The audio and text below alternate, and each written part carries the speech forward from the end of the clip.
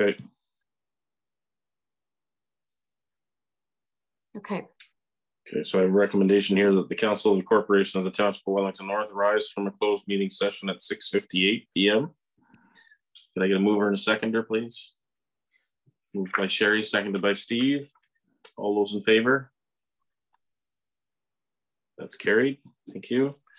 And the recommendation coming out of our closed session is that the Council of the Corporation of the Township of Wellington North receive the education and training sessions, procedure bylaw, lottery licensing, council staff relations, and council code of conduct. Could I get a mover and a seconder for that, please? Moved by Lisa, seconded by Steve. All those in favor? That's carried. Thank you. So welcome to everyone who's joining our meeting here tonight. We had a little closed session before our regular meeting, but we're ready to get started with our regular council agenda. We did have County Councillor Steve O'Neill on to give us a county council update tonight, but he's feeling a little under the weather. So we'll push that off until our next meeting.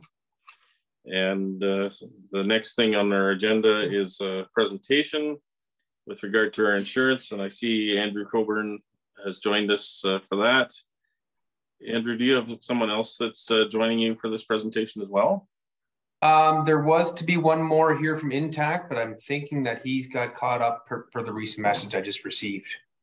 Okay. So unfortunately, I don't think he's going to be able to make it. Okay. Well, then I guess the challenge will be for you to pinch hit for him. And Andrew, did you want to share your screen, or do you want me to share it and move the slides along at your? Do you mind sharing it, Karen? Is that okay? Mm-hmm. Appreciate that. Thank you. Can I just add before you start, there are several attendees waiting, and I know many of you are registered to speak. And once we start the public meeting, I know you're there, I can see your names. I will move you into the public meeting at the appropriate time. So now I want to, just a minute, share my screen, and there we go. So whenever you're ready, Andrew, go ahead. Appreciate it.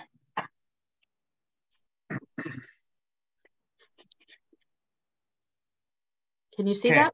Yep. Yeah, good. Thanks, Karen. Appreciate that. Evening, Your Honorable Mayor, fellow councillors, staff, and any member of the public. Again, my name is Andrew Coburn of Coburn Insurance Brokers. I'm here to present the 2023-2024 insurance renewal this year for the Township of Wellington North. As just discussed there briefly a moment ago, Colin Smith of Intact Public Entities was held up and was unable to make this meeting tonight. So I apologize on his behalf there that he's unable to make it, but I'll jump into the presentation here that I put together for everyone in attendance. Karen, if you can just go to the next page there. Good, thank you. Just want to talk about the state of the insurance industry overall. This has been consistent message now for the third year in a row.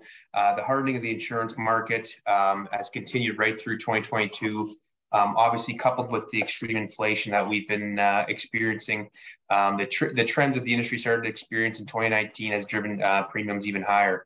The hard market, again, is consisting of three primary things that are driving it.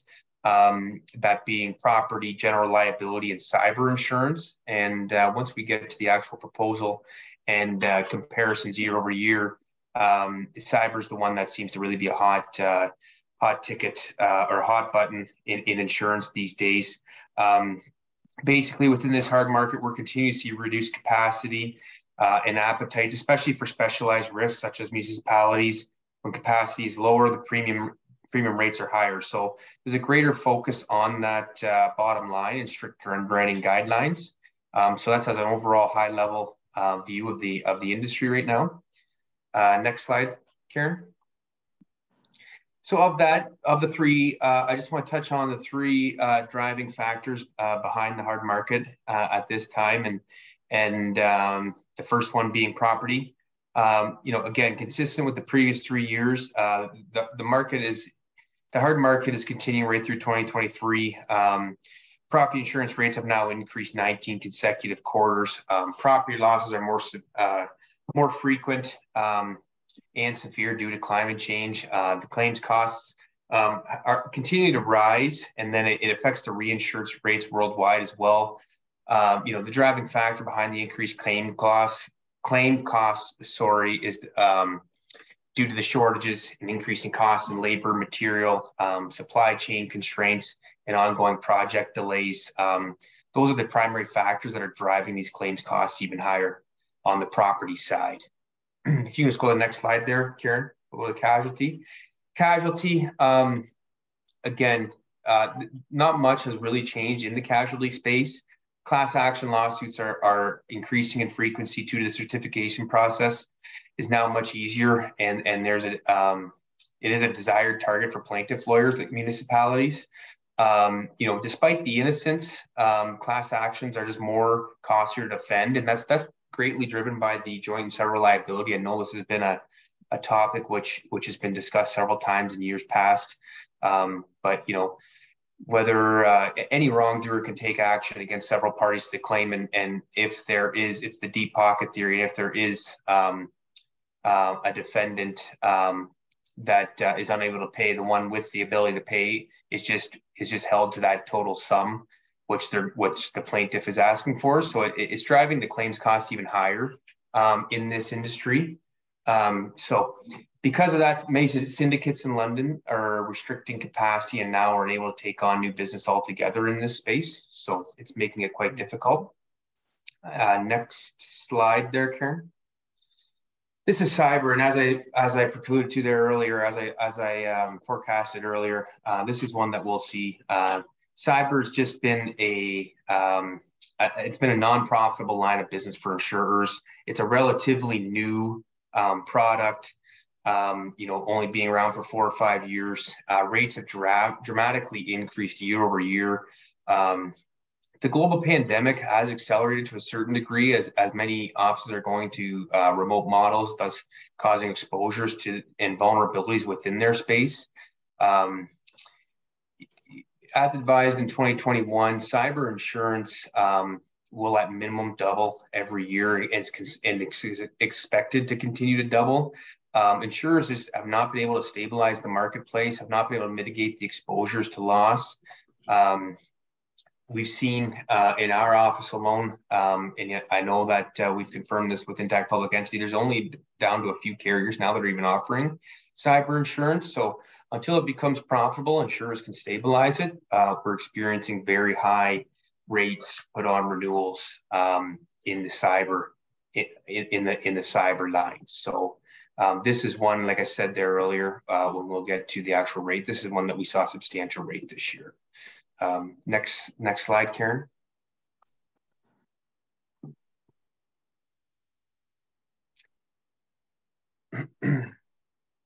Just to go over the Township's program from a high level, these are the policies to protect the financial position of the Township. We have a general liability, the primary at 15 million, and then we have 2 umbrellas at 10 and 25 million respectively. We have the property and machinery breakdown policy, the automobile policy, comprehensive crime, cyber liability, and annual low risks event liability.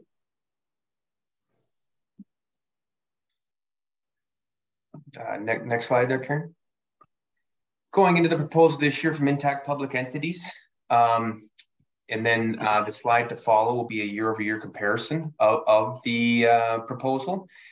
Intact's proposal this year is a total of $324,000 and $782.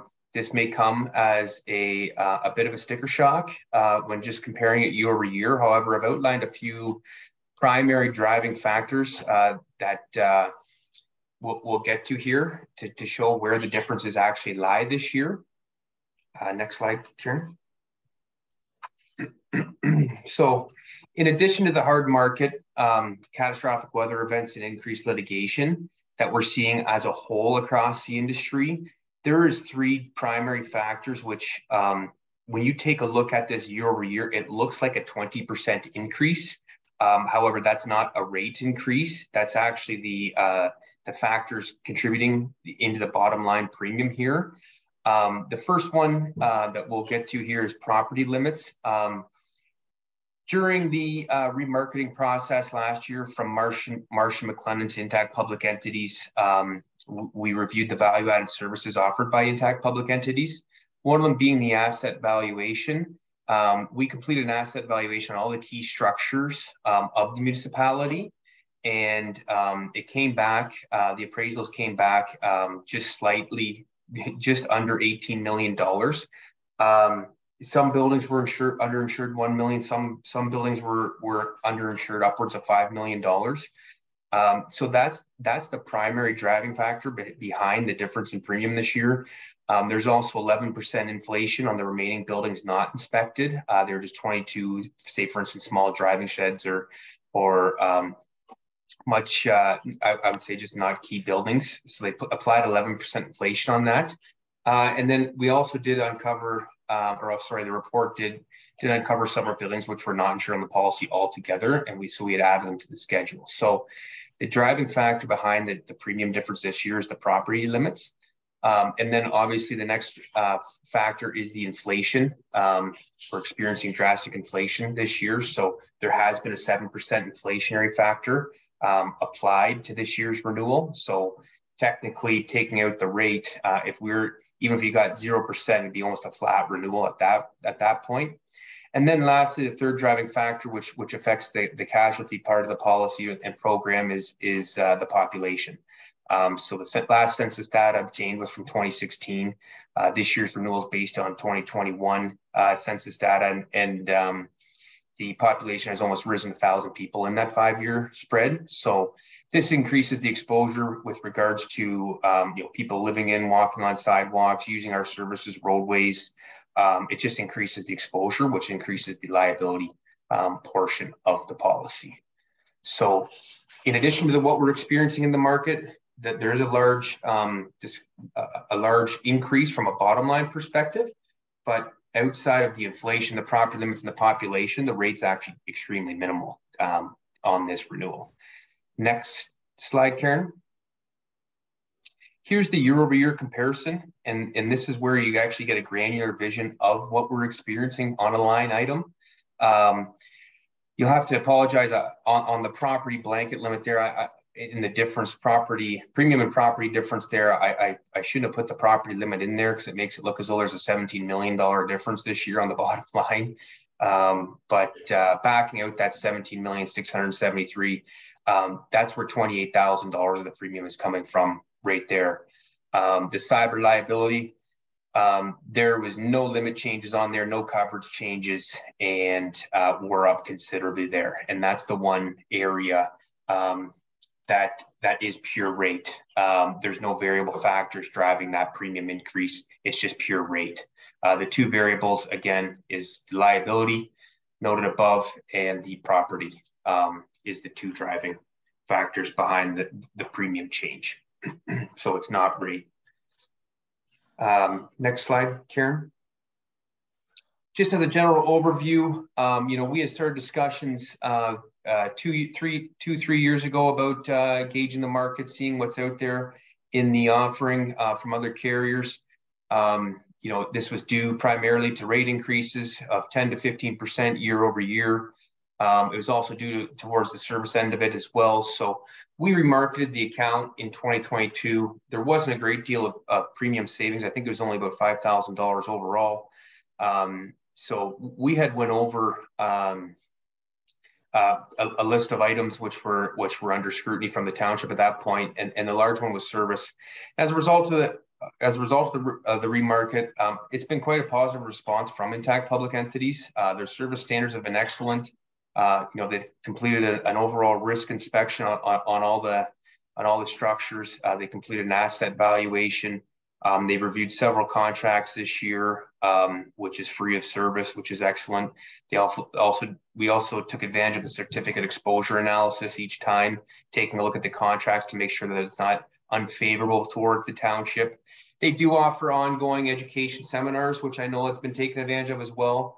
And you know, from a service standpoint, their same day response guarantee has been excellent. So overall, as a result of the remarket, I mean, I'm quite satisfied from the service that they promised, but they not only promised, but then they executed on thereafter. So from that standpoint, I'm quite satisfied with Intact Public Entities and the new partnership with them. Just to kind of touch on it, there's a few things that some takeaways that I am working on for the staff with regards to deductibles or perhaps some dwellings or structures which may not be of interest that we can look at a later time. I'm still just collecting all the figures on that, but that is the proposal this year, and that's the presentation that I have for you tonight. I'm happy to open this up to any questions that I can help answer for any councillors. Any questions for Andrew?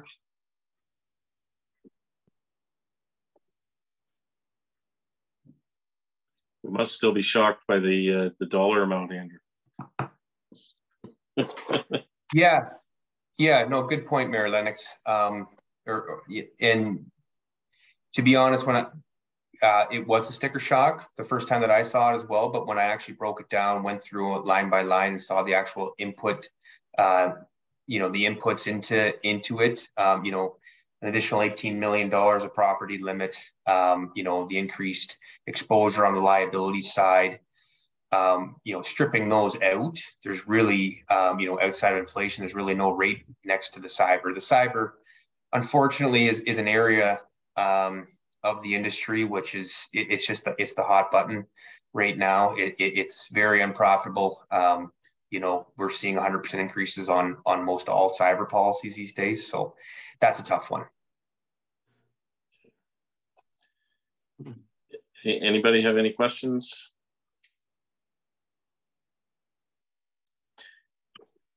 Just have one, and it's just an administrative type question.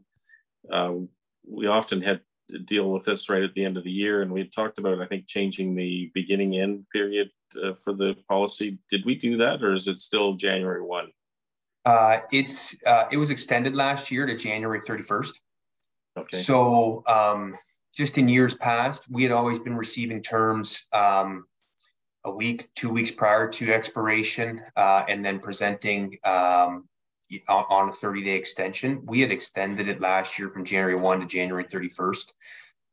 And then that was part of the service standards, which Intact Public Entity had committed to, is getting terms out 30 or if not even 60 days prior to, so that we could work on a good resolution after the fact.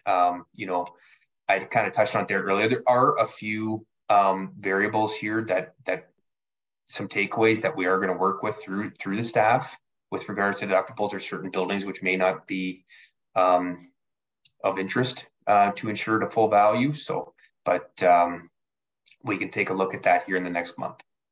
Okay, so there is some time to make those small refinements if we need to. Yes, there's ample time. Yes, yeah. Okay. All right. Nobody has any further questions, then I guess we just need to deal with the resolution coming out of this presentation. And the recommendation reads as follows: that the Council of the Corporation of the Township of Wellington North accept the proposed insurance coverage for the Township of Wellington North for the insurance renewal beginning January 31st, 2023, as applicable to the policies. Okay, you're moving it, Sherry? Sure. Did you have a question as well? I do.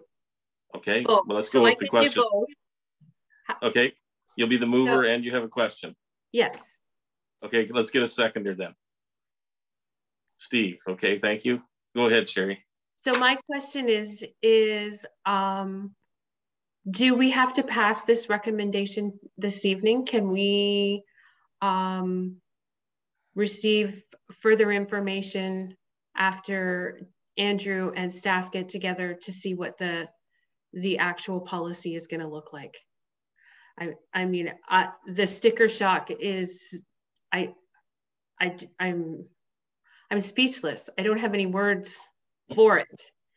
So I'm just wondering, I myself would like to see what comes out of the discussions with Andrew and staff before we move ahead, I guess is my concern or request to council. Okay, so I guess I'm gonna put it back to either Farhad or Andrew in this regard. Farhad, go ahead. Through you, Mr. Mayor, and to Councillor Burke, it is quite a sticker shock, and Andrew, Brooke, and I met and we talked about it. Today, I actually had the county treasurer's meeting, and we did spend some time to kind of guess where the market is, what the other municipalities is actually going through as well. For example, counties, I think the increase is around 17%. Central Wellington is around 18%. So we are on the 22%, so we are on the a little bit of higher end. And there is some opportunity, as Andrew already alluded to, make some strategic decision. The property which are, there is no point of rebuilding at a replacement value, which is quite higher due to the current market scenario. So probably we'll limit our exposure to it. Is there any way to increase our deductibles, and not in a significant way, but in a manageable way, which is which strike a balance between our risk exposure and our capacity to handle that? So we had that discussion, and I'm totally open to work with that and come back with a revised understanding and of what the new rate looked like.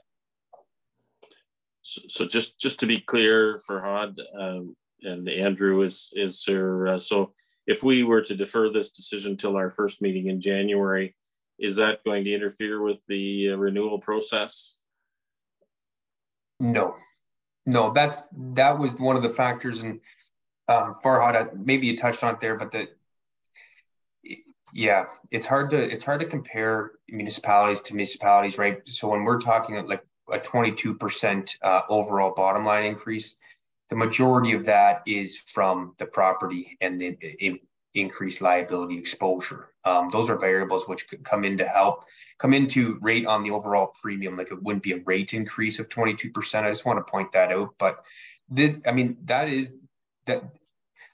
presenting today, December 19th, 50 days in advance, that's why we want to get the terms out so that we can work on a solution from here prior to renewal. And I have no issues. I mean, about halfway through now, just waiting on underwriting to come up with a couple more options with regards to deductibles. It's not a great, it's not much to really push the needle that much, to be honest, but there is some other other discussions that we had and we're going to have around some certain structures, and we can come back with some revised figures, which would, to answer your question, Mayor Lennox, which would not pose an issue, as we'd still be ahead of the renewal terms, the expiration date. Okay, thank you. Karen? Yeah, through you, Colin Smith is in the waiting room, and I've been trying to promote him to panelist. I don't know if he wants to join or not. He'll have to accept being promoted to panelist. I don't know if he wants to add anything.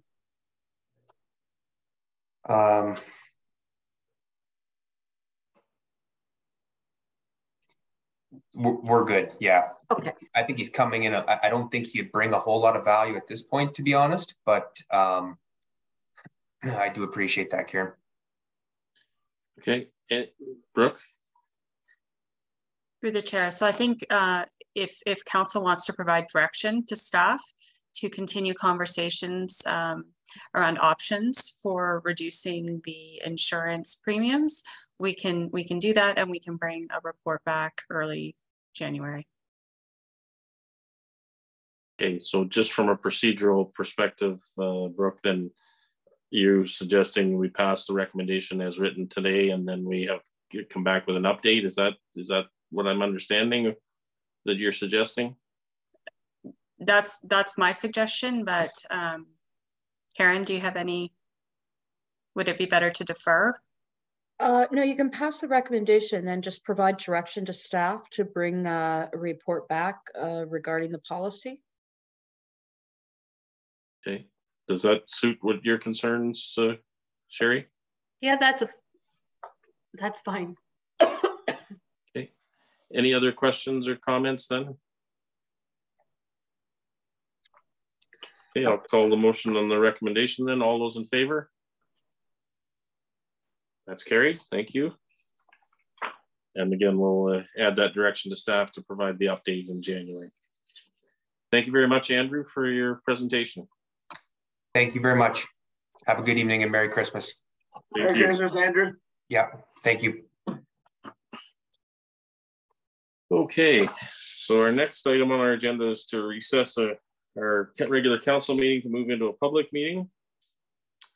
And I have a recommendation here that the Council of the Corporation of the Township Wellington North recess the December 19th, 2022 regular meeting of council for the purpose of holding a public meeting under the Planning Act to deal with two applications, McTratch Capital and 427 Management Services, a zoning bylaw amendment, and Paul and Wendy Levine, Perry Levine, and Lindsay Ellis zoning bylaw amendment. Can I get a mover and a seconder for that, please? Moved by Lisa, seconded by Sherry. Thank you. All those in favor? That's carried. So we are recessed from our council meeting. I'll just switch over to the public meeting agenda here.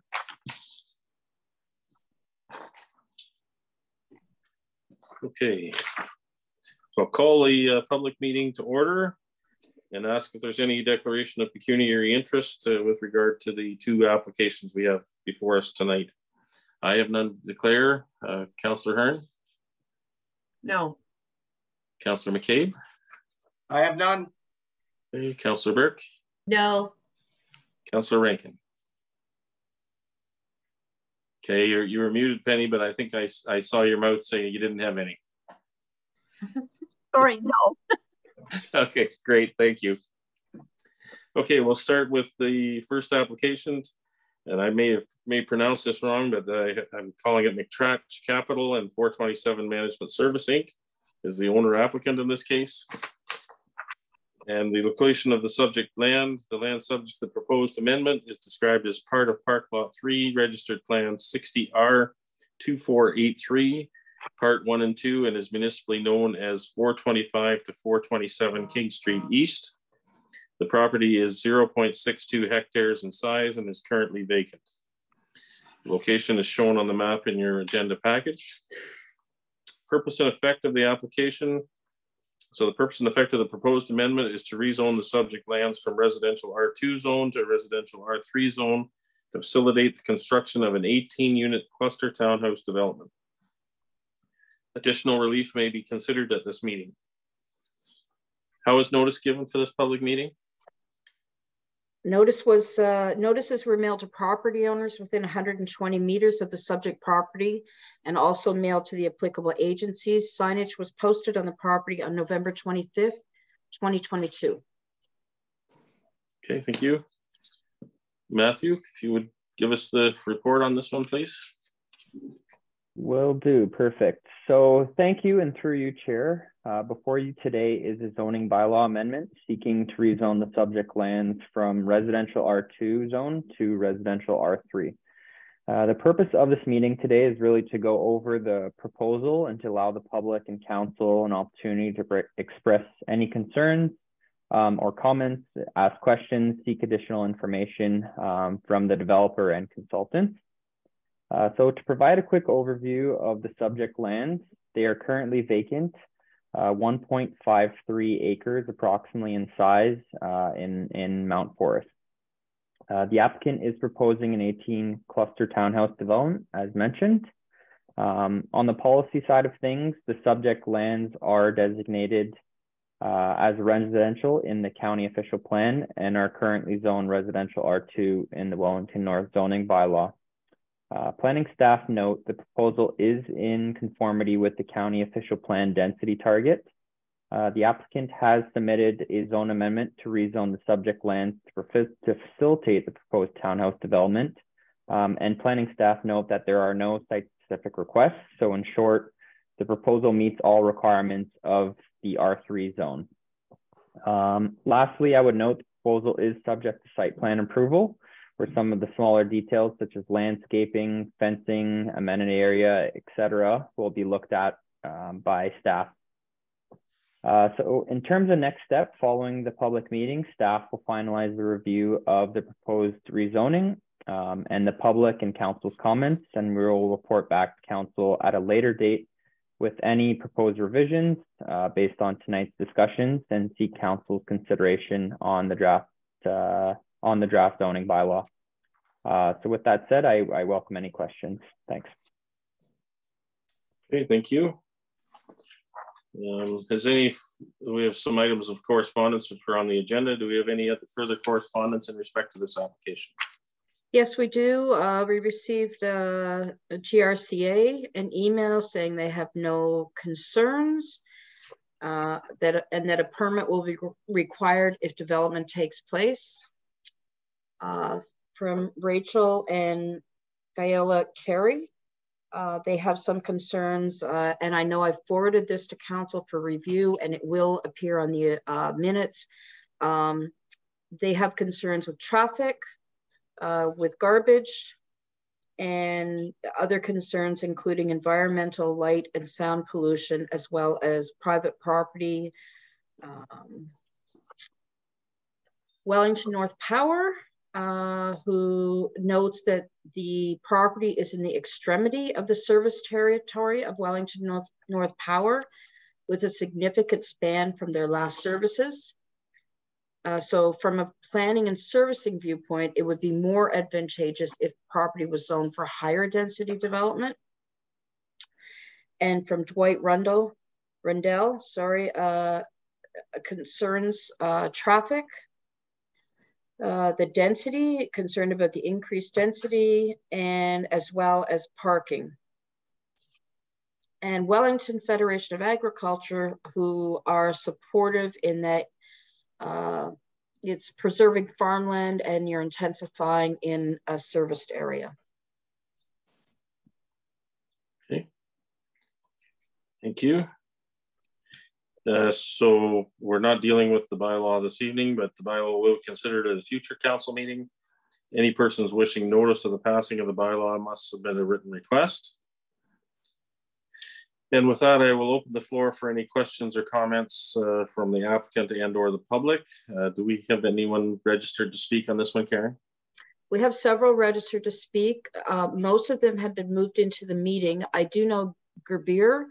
I've tried to promote them to a panelist. You're going to have to accept being promoted to a panelist, Mr. Mundai, if you want to be able to speak at the meeting. Rachel, I know you weren't sure if you want to speak or not. I've tried to promote you to panelist. And Rad Al-Rawi, again, you're going to have to accept being promoted to a panelist if you want to be moved into the meeting to speak. Anyone else in the waiting room, if you're wanting to speak on this matter, please raise your virtual hand. So Farhad, who's, oh, sorry, no, he's with us, sorry. Maz Khan. Yeah, I'm right here. There you go. If you want to put your camera on. Sorry, I'm just in the middle of something. I don't have a camera here. Okay. But Farhan is here as well, Yes. representing McTrack Capital here. No, I don't have an immediate question. If any of my team has any, please voice your concern.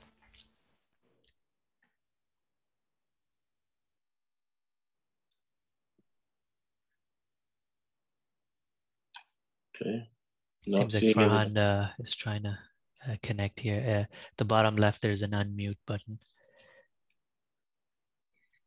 Oh, there you go. Hi, everyone. My name is Farhan. I'm one of the owners of McTrack Capital and 247 Management, Inc. We are trying to do this development to basically increase the housing in Mount Forest. There are townhouses in the back of this property as well as on the front of this property. So our goal is not to disturb anything, not to change anything. It's just to confirm what's there already and just build the townhouses. That's what we are trying to do.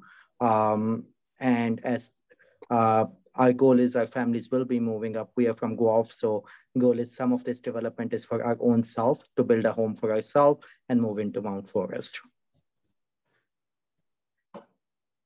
Okay. Thank you. So who else do we have to speak, Karen? Farhan, I'll just defer to you. I know that you had emailed with a number of people that you wanted to be sure were registered to speak. And I'm just not sure if they actually want to speak or they're just here supporting you. They're here they're here, just and yeah.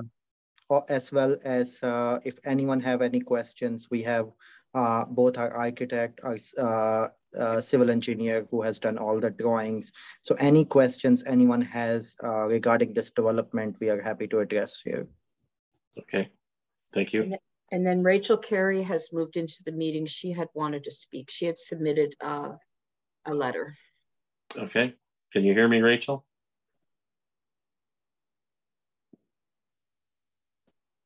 Yes, I can hear you. Okay, did you have some questions or comments you wanted to share with us?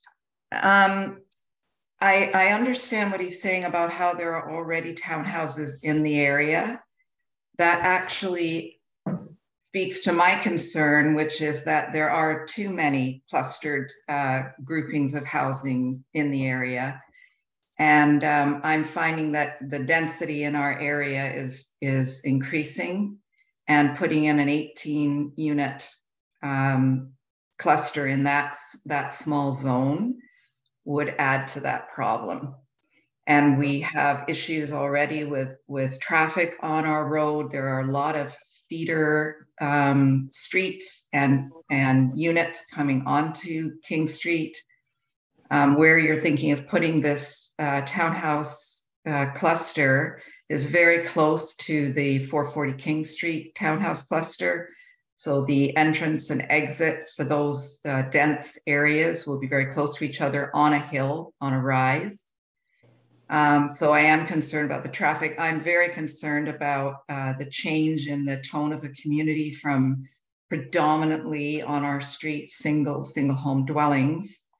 It was hard enough seeing the units go up on Wellington, and now over 20 are being built at the end of Newfoundland.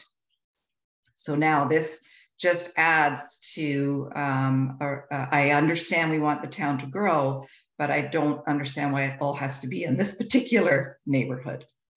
And I would prefer there were fewer homes built in that space. I also mentioned in my letter the garbage issue with a curbside pickup. Maybe that wouldn't be the case as I've seen in the drawing just recently. However, that has been an issue on our street as well. Garbage being put out early, not taken in till late, litter strewn all over the road. So that is a huge concern of mine and something that has not been repaired at 440 King. I'm also concerned about the loss of green space in our community. I know that that's very important now with climate change and so on, to keep green space around us to help with that issue, among other things, Indigenous species and so on.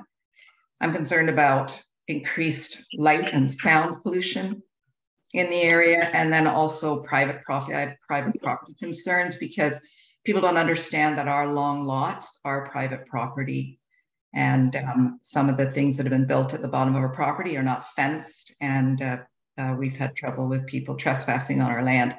Our properties are long properties because when we initially bought them, we were on septic and we had to have a certain length of property for the runoff. We're not on septic now, but that's why they're such long properties. Building this particular cluster would mean that along our property, we would have so many backyards backed up against our one property, me and my neighbor. So those are my major concerns. I understand that Mount Forest wants to grow. I appreciate that. I just don't think we should fill every available space with high density housing units. Thank you for listening to me. Okay. Thank you, Rachel. Do we have anyone else registered to speak, Karen? No. Okay. Farhan, do you have anything to add at this point? I'll try to address some of these. So thanks, Rachel, for those comments. We basically have been working with the city to address most of those, and our goal is to satisfy the minimal of the city's requirements as much as we can. I know the other townhouse you mentioned has had a garbage issue, but obviously we because we're ourselves moving there, we're going to be your neighbors. Our goal is to make everything work very smoothly as well. As far as traffic and light and sound, like I said, we share the exact same concerns as you, and we wouldn't build anything that we wouldn't want to live into. So we'll make sure, our goal is to make sure it's extremely habitable. And I have a young daughter and another one on the way. So, we have the exact same concerns, and we wouldn't, create a neighborhood that we would ourselves not live in. So our goal is that the final product would address all those concerns that you have, and that when we see it through, that you too will be able to see that. But other than that, Farhan, do you have any comments? You're on mute, sir. Hi, Rachel. I completely understand from where you're coming from. That being said, I have 2 young daughters, and I'm going to be moving there myself as well, me, my wife, and my daughters. We have been living in Guelph for over 15 years now. So our goal is to move a bit north. Again, coming back to those same concerns. In terms of garbage, this is going to be set up as condo townhouses, which are a little bit different than the other units. So garbage, more than likely we'll have to provide our own garbage service here, where the garbage will be removed from the units by the condo corporation, not by the city. There will be no curbside pickup from there. I do understand all of your other concern, but we also want to build housing so more people can live and move into it. As you do understand, there is unfortunately a big housing crisis at the moment. There is a lot of people who don't have houses to move into. So that's what we are trying to do. We are trying to build homes for our families and move there, as well as be good neighbors. Okay, Karen? Mayor Lennox, Isama Kashaf has had their hand raised for quite some time. You're gonna, yeah, there you go. Yep. Hi, Karen. Hey, so I think Farhan and Moaz has completely explained about the intention for the future development. Just to be on the safe side, and just for the preparation of our justification report, and to have some backup studies. So we have a traffic assessment report which was prepared by the IBI group. They have completely analyzed and completely did the calculations about annual average traffic, daily traffic. In that perspective, we are in line to, as per the amount of cars and the street traffic is concerned. But that's a maximum I can add for the garbage. Farhan and Moaz has completely explained that it can be done with a private service. It wouldn't be any curbside pickup for the garbage. And that, I mean, I was only intending to add something with the traffic assessment, because we went one step ahead to get all the reports done by some professionals to have a better idea. I mean, if they're completely well, in the compliance with the county or not, and that was actually in line with our proposal. So I mean, that may answer some of your concerns, but again, I mean, we don't intend to have a completely intensify the property.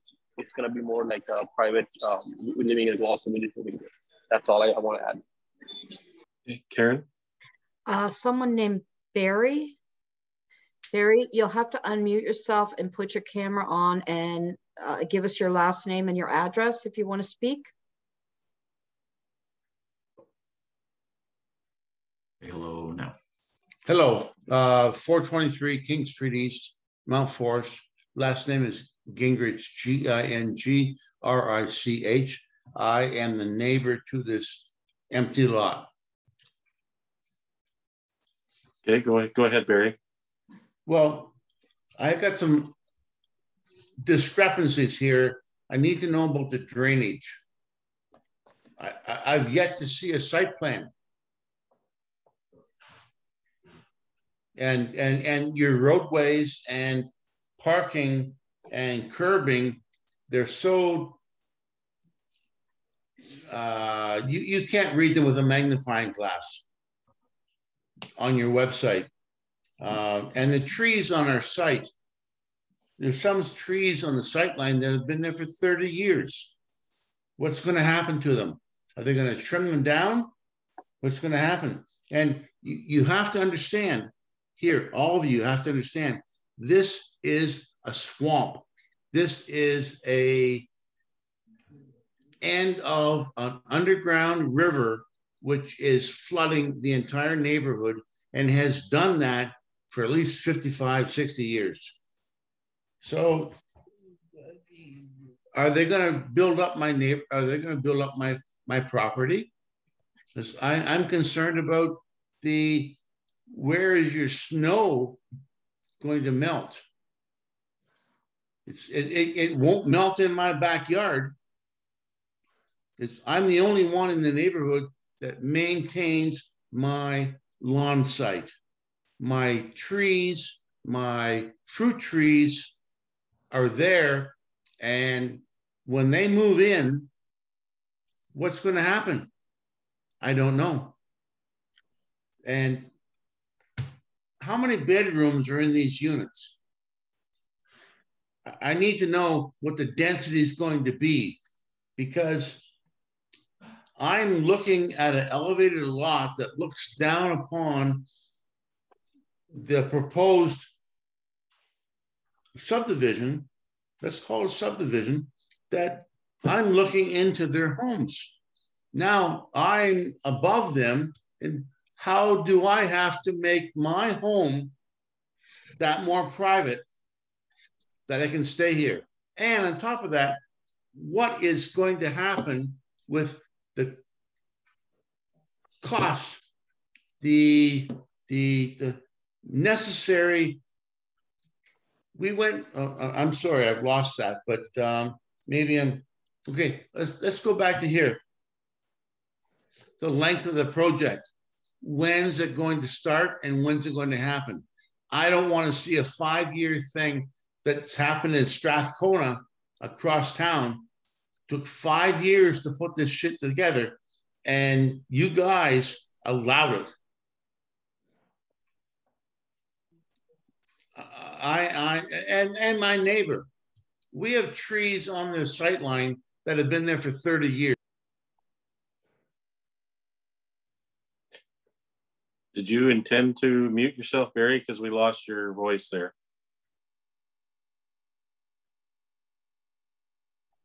Go ahead. You're back.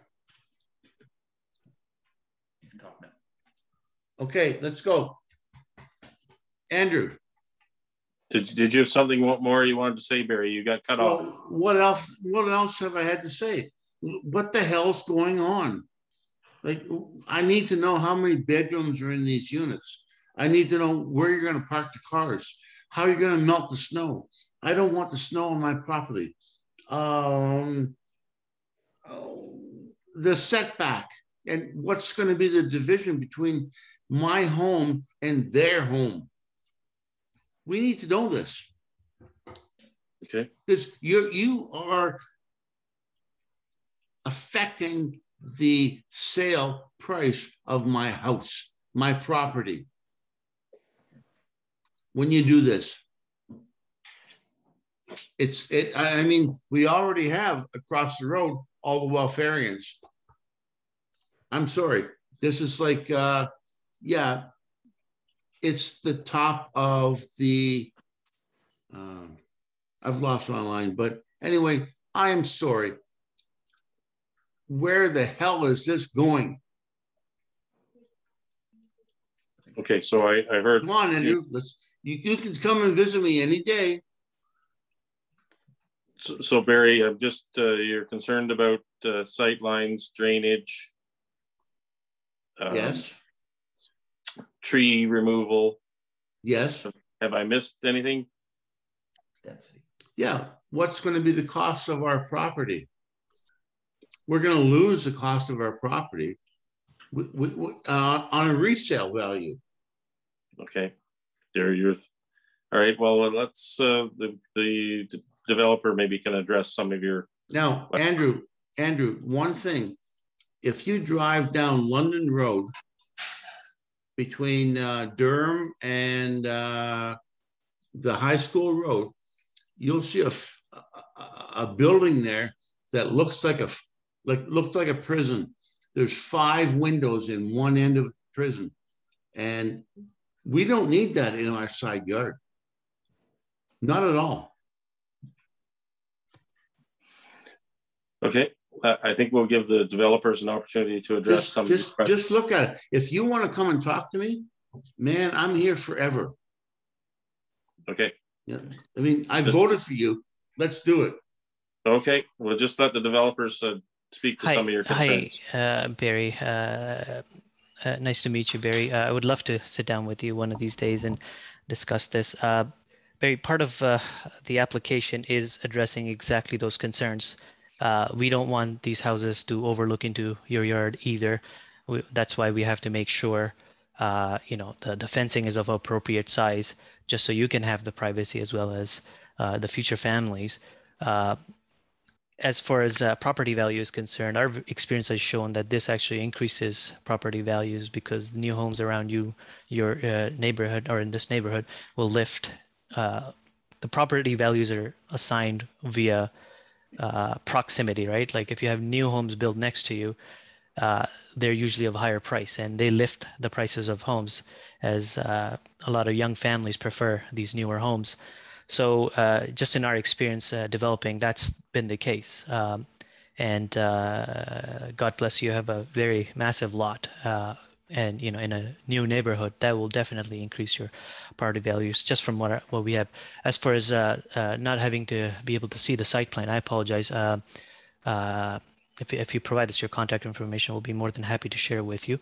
I'm not sure if the city, I haven't seen the website version just yet, but if you have any concerns, we can address them as well.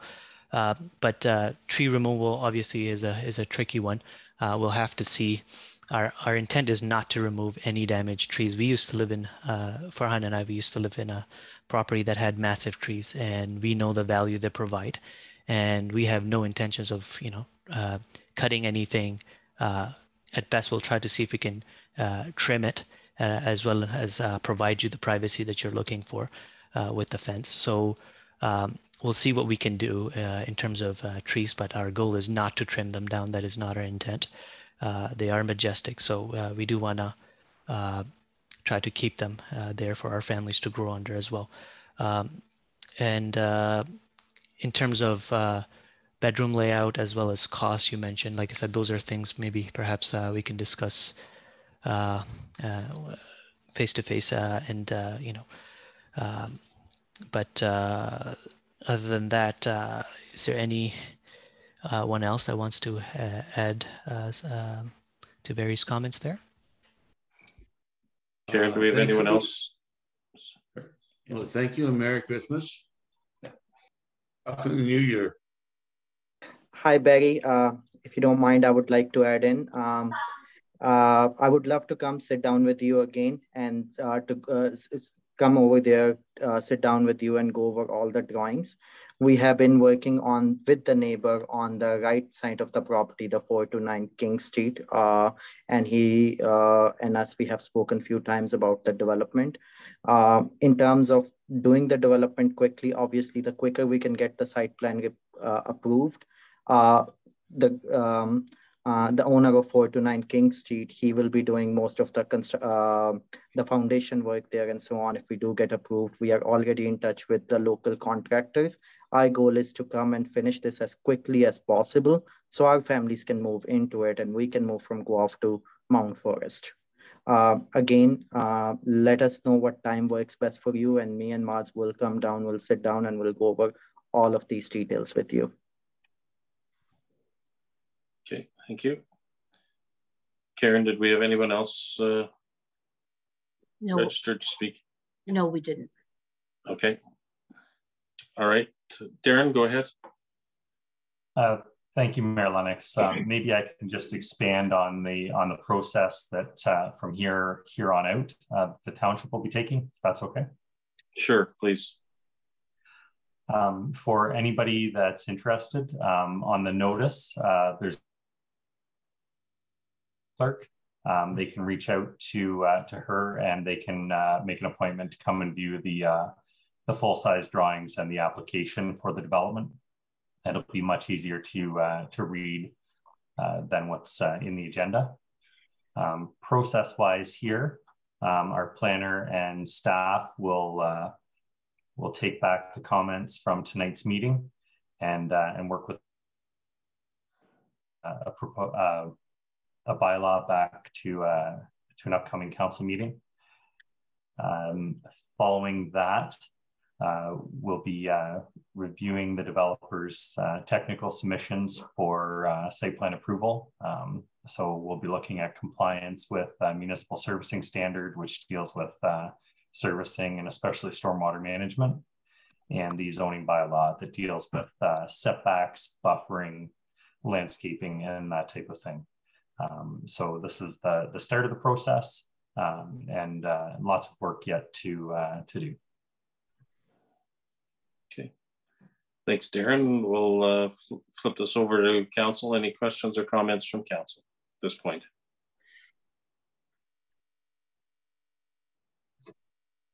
Penny, go ahead. You're muted, by the way. Sorry. Thank you, Mayor Lennox. I was just wondering, with 18 units and only one parking spot per unit, you have the possibility of having 2 or 3 cars per unit if you have, say, an older child moving in with the parents. And if they never answered the question about the bedrooms, but I'm assuming there's going to be at least 2 bedrooms. I'm just wondering how the management of parking is going to be facilitated. Like where are all these extra cars going to be able to park? Okay. So if I may, so in terms of bedroom, these are 3-bedroom units. And as far as parking is concerned, there would be 1 inside the garage as well as 2 outside per unit as per city standard for these kind of houses. We do meet the requirements in those sense. And in terms of, I also forgot to mention earlier, but we have left over 30 feet of backyard space as well, just to give our neighbors as well as the future dwellers privacy. So I hope that answers your question. Yeah, yes, thank you very much. Okay. Any other questions from council?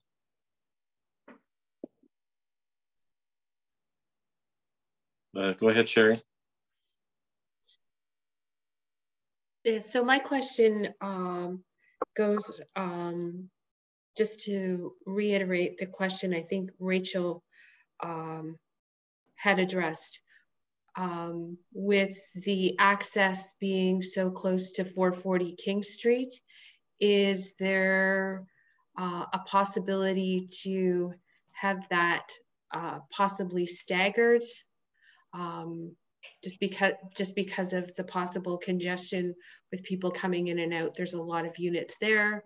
We're looking at 18 units in this proposed development. Is there a way to possibly stagger that or reconfigure? It looks like you're probably going to have to reconfigure the units to have that happen on that property. And I just wondered if there's some consideration, any consideration on that point. Hi, so yeah, just like our engineer Osama mentioned, a thorough traffic study has been conducted, and our goal was never to add, congestion to the point where people we ourselves don't want to live. I've looked at the numbers myself, and we meet those requirements. As far as I'm not sure, staggering, those are things maybe perhaps we can discuss, look further into. But because when creating this application, we have to consider a lot of things, such as a fire truck having to be able to enter, at the same time people being able to leave the compound. So our design does allow, on paper it may seem a little tight, but we do meet a lot of those requirements that are mandated by the city. And our goal is obviously to have a very safe neighborhood, as well as comfortable one that's not so tight. And we have tried to accommodate all that with extra parking, as well as there's ample space for snow. I forgot to address that earlier. That was also one of our requirements. I believe perhaps we haven't done a good job at broadcasting this, but these questions have been thoroughly addressed, I believe. But we're always open to suggestions.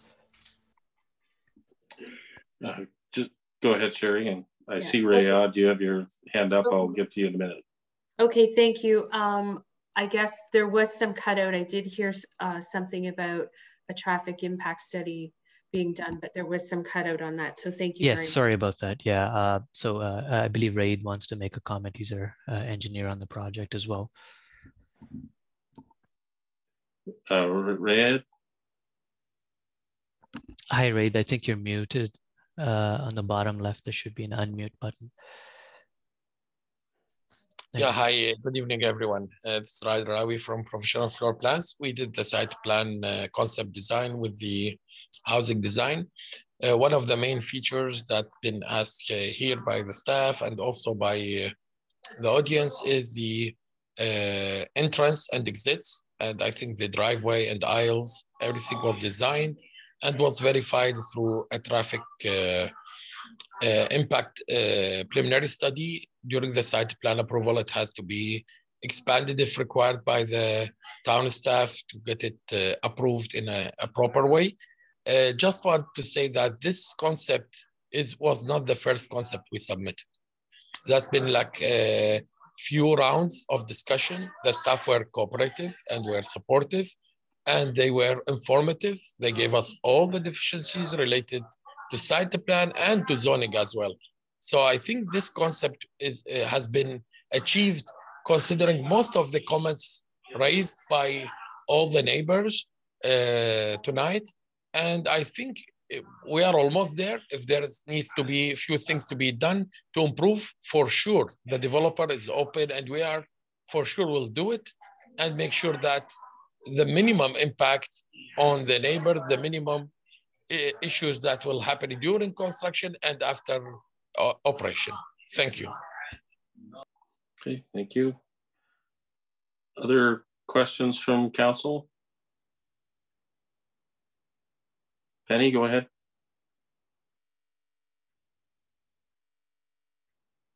I was just wondering about the discrepancy in the height between the neighbor's land and the new development. Will this new development be taking on any costs that may be incurred for the problem with water runoff or snow runoff? I came across it this past summer, and where new housing was built beside another one, and the original owner was having to pay quite a bit of money to try and maintain the water because there was no wall built properly for it. So I'm just wondering if the company is going to be accepting all responsibility for any of the problems in that area.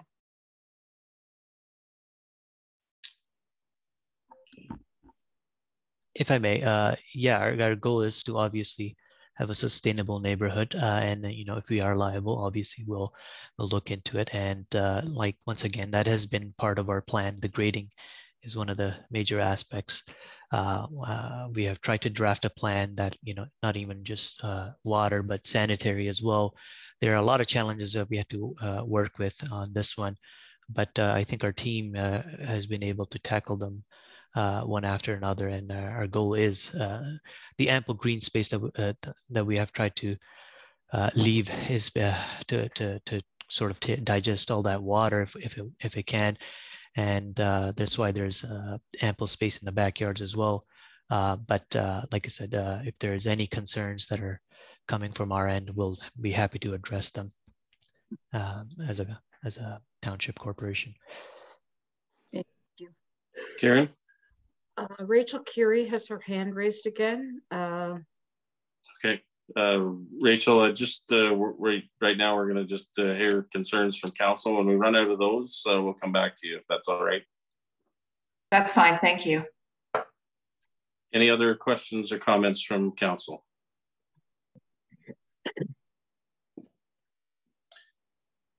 Okay, I just had really, it's a clarification question for me. So the intent here is the access road for this development would be a private road. You were mentioning a condo corporation to accommodate this. I just want to make sure I'm clear. I clearly understand that that's the intent. And then of course that has implications, yes, as was mentioned, for waste removal and that sort of thing. So just wanted to make sure that that was the plan. Yes. Okay, thank you. Any other questions or comments from council at this point? Just remembering that this will come back to us in the future as well, with potentially some final revisions before we deal with the bylaw. Just go around and see if anybody has anything further at this point, and then I'll go back to Rachel. No, I'm good. Thank you, Andy. Okay, Rachel, did you have something further at this point? Hi there. This is Ishti Carey. I'm Rachel's son. I appreciate you just taking a little bit of extra time for me to join on here. I apologize I wasn't able to speak in the first round. Just also obviously being a resident of the neighborhood, and I've been listening to the conversation and the discussion in the meeting, and I just wanted to sort of ask and maybe add to this as well. It seems that what's being discussed is what is essentially legal and following the bylaws, but also we're trying to ask and talk about what is preferable to the landowners and the homeowners around the area.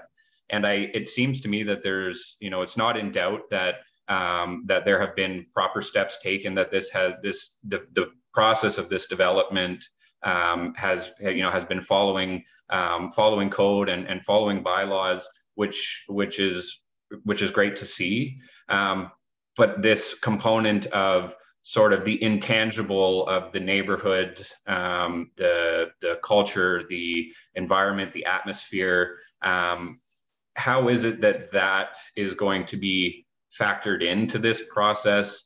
I mean, because I'm listening to the conversation and I get the impression that at some point, as neighbors, we can say as much as we want, and ultimately we'll just get a too bad, it's happening anyways. So I just was curious how that part of it gets mixed in to the development process, because again, we're trying to talk about very tangible things that could be an issue, but it seems that those have all been addressed.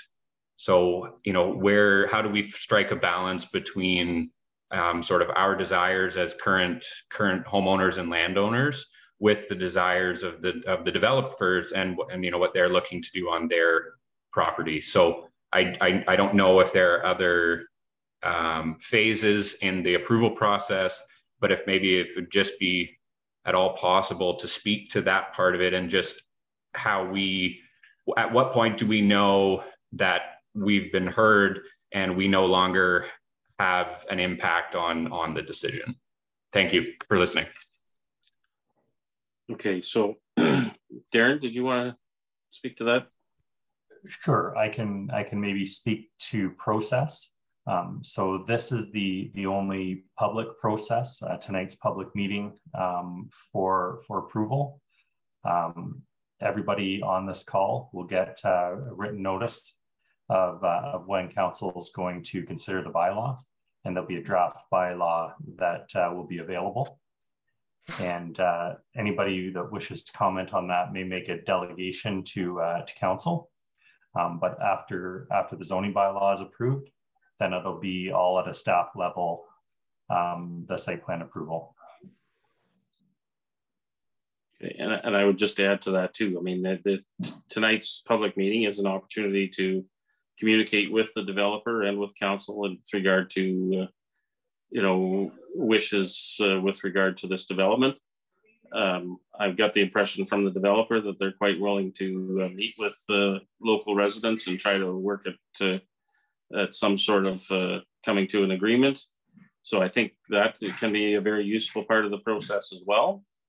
But when these matters come before council, the applicant brings us a proposal. We have to determine whether that fits within our planning legal policies and appropriate for the development.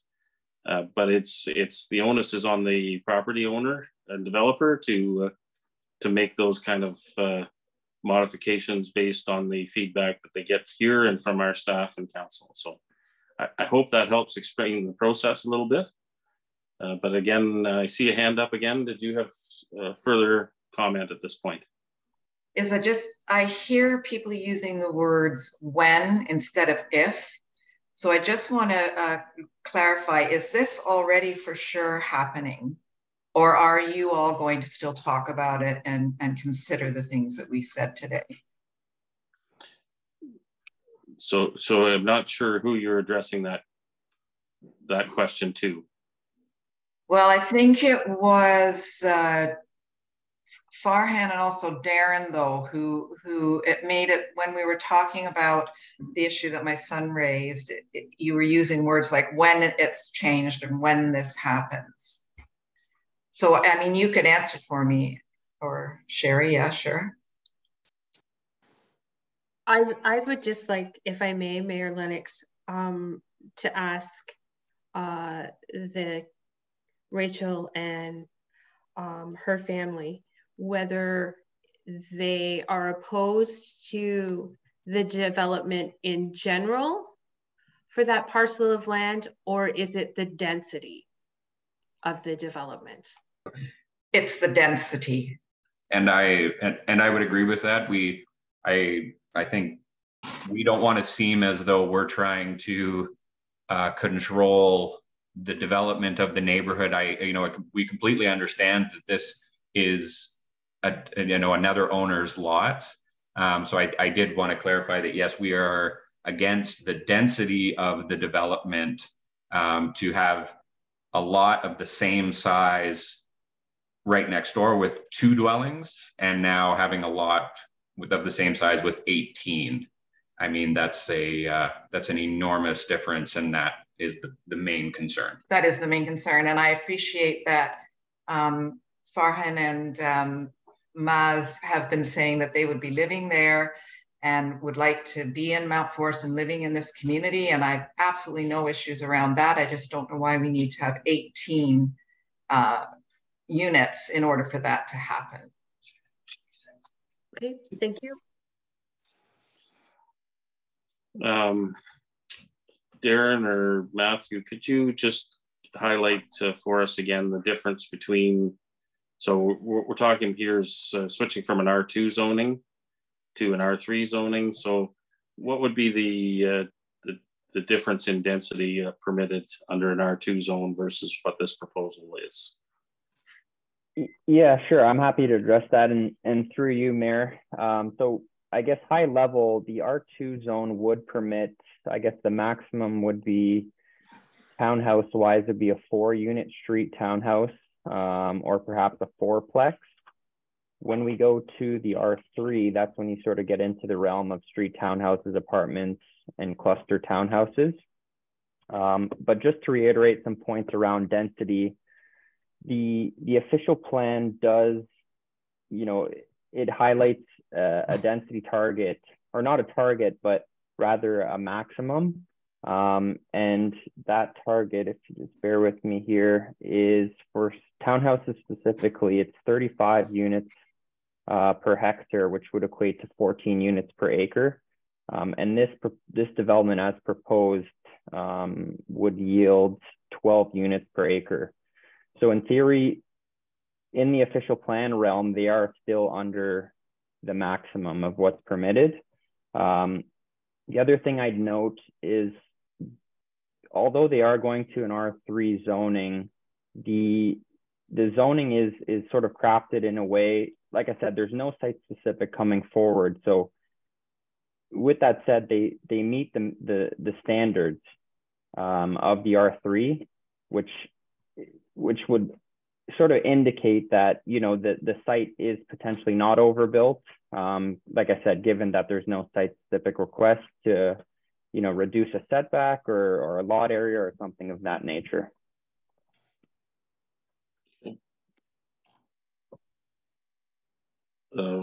Rachel?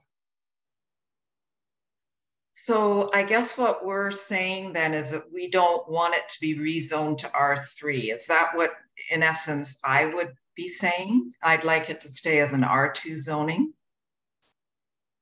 Potentially you could make that request. And I do think there's opportunity for dialogue with the developer for you as well, perhaps, to help address some of your concern around the issue.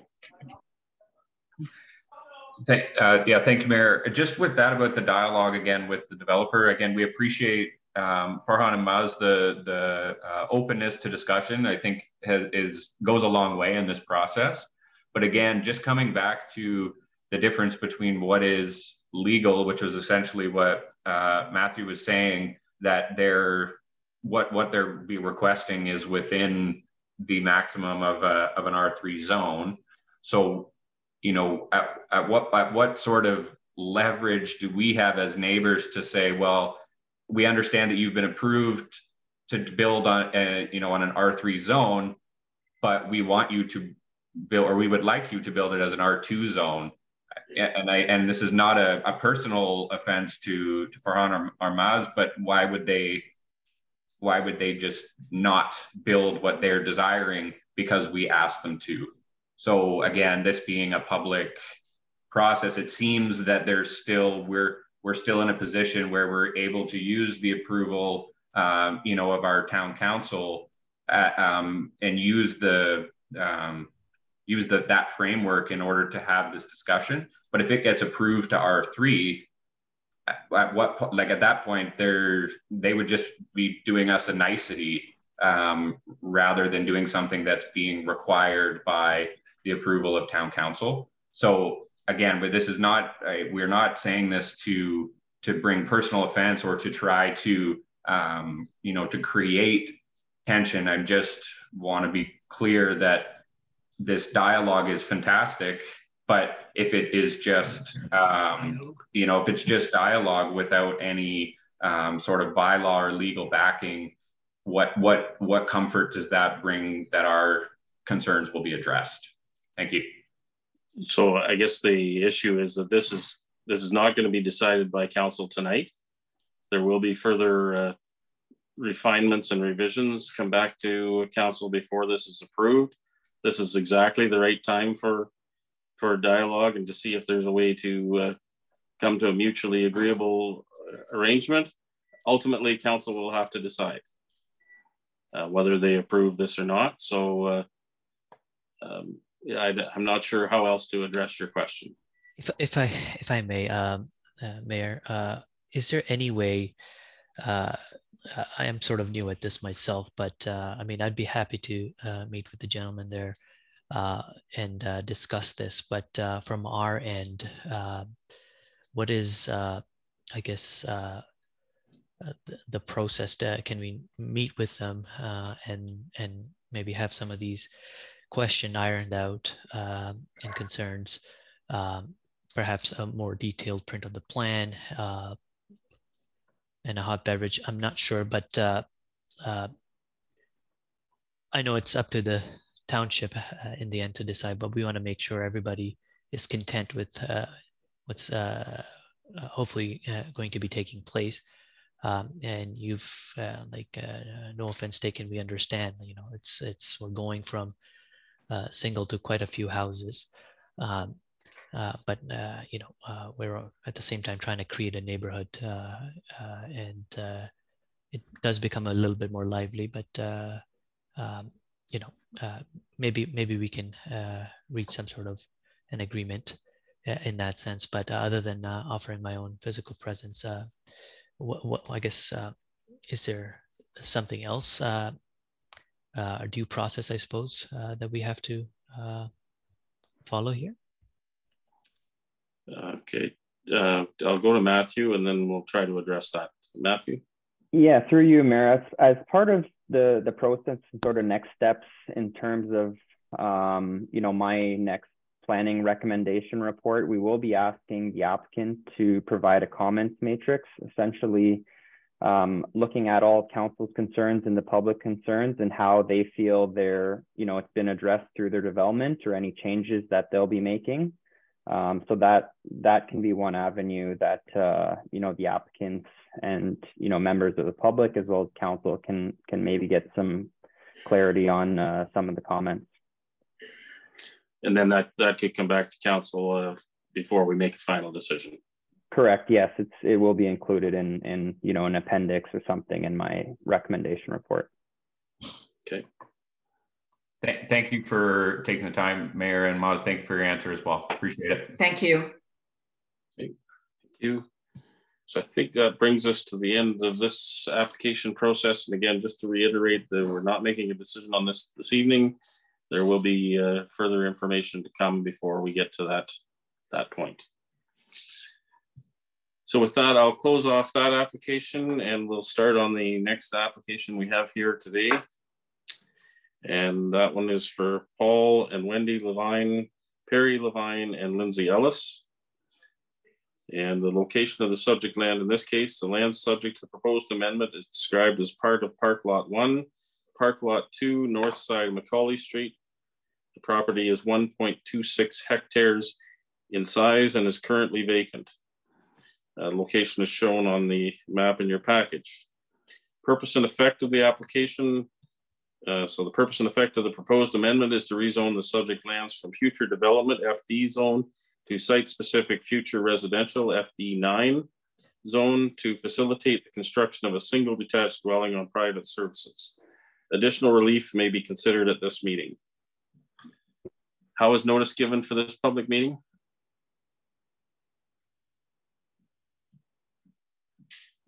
Sorry, I was moving people out of the meeting. Notice was provided. Sorry.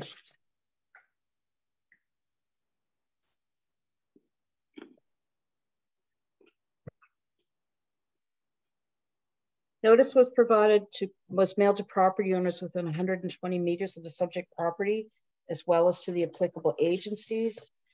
And signage was posted. I'm sorry, I don't have that. I have November 25th, 2022. Thank you, sorry. It's okay. Matthew, could you give us the rundown on this one, please? No problem. So through you, Chair, before you today is a zoning bylaw amendment seeking to rezone the subject lands from future development FD to site-specific future development FD9. The applicant is seeking the aforementioned amendment to facilitate the construction of a single family dwelling on private services in the urban center of Arthur. So to provide a bit of background to council, this rezoning is a condition of severance application B3221, which was approved in July of this year. The consent severed a 2.96 acre parcel from the retained 42 acre vacant parcel, which is currently being cultivated. The subject lands are designated and zoned future development, which limits the permitted uses to existing uses and the growing of crops to promote the orderly development of FD lands. I understand that there is also some concerns raised around MDS And per the Ministry of Agricultural, Food and Rural Affairs, publication 853, specifically MDS Guideline 36, MDS is not required for rezoning within settlement areas. So thus MDS is not applicable as the property is located within the urban center of Arthur. And with that said, council should be satisfied the proposal is consistent with the provincial policy statement and conforms to the official plan. And I welcome any questions. Okay, thank you. Has any further correspondence been received in respect to this application? No. Okay, thank you. The bylaw will be considered at the regular council meeting following the public meeting. Any persons wishing notice of the passing of the bylaw must submit a written request. With that, I'll open the floor for any questions or comments from the applicant and or the public. Do we have anyone registered to speak, Karen? Yes, Lindsay Ellis and Paul Levine are both in the meeting. And so if you want to unmute yourselves and turn your cameras on.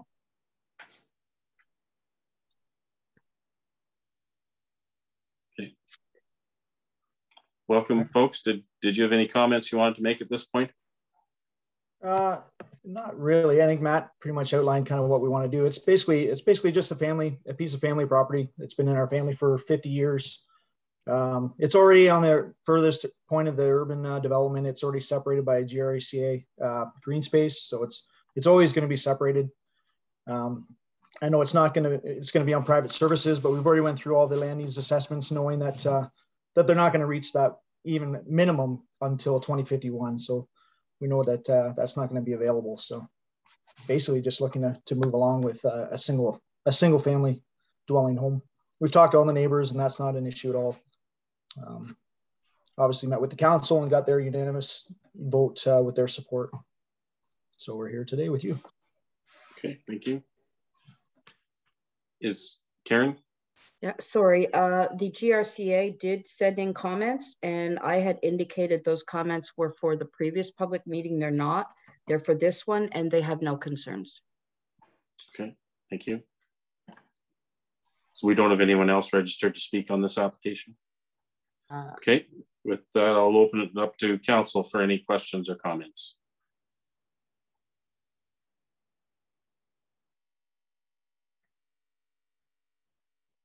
Anybody have anything? I don't have anything, Mayor. No. Okay, I've got a couple. So I know that staff were aware of my concerns around MDS, and thank you for the update on that, Matt. But I'm also interested in the MDS impacts of this on the adjacent agricultural lands. How does that related to their ability to grow their businesses? Sure, and through you, Mayor. So it's a bit of an interesting scenario. The zoning does stipulate around urban centers. I believe it's a 1 kilometer radius, has a blanket zoning of A-1, which already limits agricultural operations to existing operations. So essentially, if you're within a kilometer radius of any urban center, you're limited by that. There can't be any new barns or manure storage operations, anything like that. So essentially, they're already limited from that blanket zoning. Okay, Darren. Yeah, maybe I can expand on that a little bit more.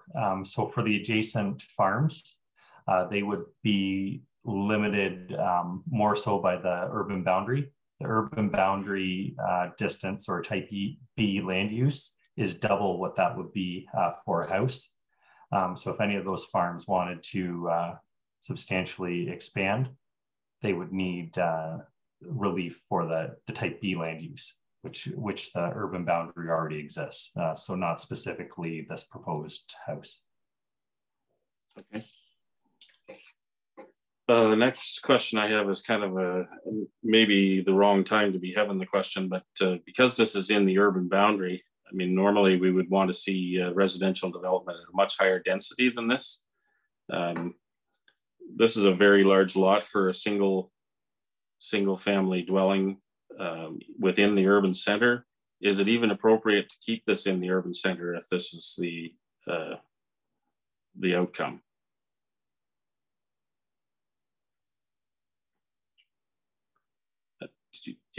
Are you able to tackle that one, Matthew, or am I throwing a curveball at you? I see Curtis here too. Yeah, I'll let Curtis pop in. Go ahead, Curtis, you're muted. Yeah, good evening, everyone. I was lurking in the background there. We're just waiting if there was a question. So yeah, that is a fair question, Mayor Lennox. And that was some of the concerns raised initially with the severance application, was that it was in the urban boundary and it is designated for future development. However, the application has been approved by the Land Division Committee at this point. So now we're dealing with the zoning to zone it to an appropriate zone to permit the dwelling on private services. So in terms of whether right now it is in the boundary of Arthur, and unless that was changed through the review of the official plan, or that would be the way it would have to be removed from Arthur, if that's what you're suggesting. Okay. Yeah, I'm just having trouble reconciling the uses that would be there today and in the future in that location. So guess my other question too is with regard to a private well. Recently we received a report with regard to a new well in Arthur at the corner of Macaulay Street and Wells Street. And through that study process, there was a neighbor's well who had noticeable effect during our pumping testing process. And this property lies in a direct line between those two properties, or almost a direct line. And I'm a little concerned about the potential impact of a new water service when we're working on developing a municipal water well, and what the future impact on that well might be. And I see Matt has his camera on, and he and I have had a couple of discussions about this, but if you could just speak to that, Matt, I'd appreciate it. Yep. Yeah. Thank you, Mayor Lennox.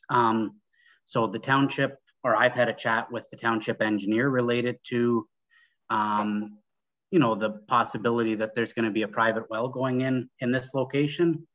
I think the odds of it being disruptive to what the township's planning for Macaulay and Wells is fairly low. I did talk to the applicant today, and I think the applicant is agreeable that the township's engineer can be involved with how their new well is constructed, and that will further mitigate the risk around that. What the location will do for the township as well, though, is it'll provide a good location for further testing of the water in that area. So is there risk? There's risk. I don't think the risk is great. I think the risk can be mitigated or managed if the applicant is agreeable to the township's engineer. Overseeing isn't the right word, but just being involved and maybe having some input on how their well gets dug at their location. Thank you.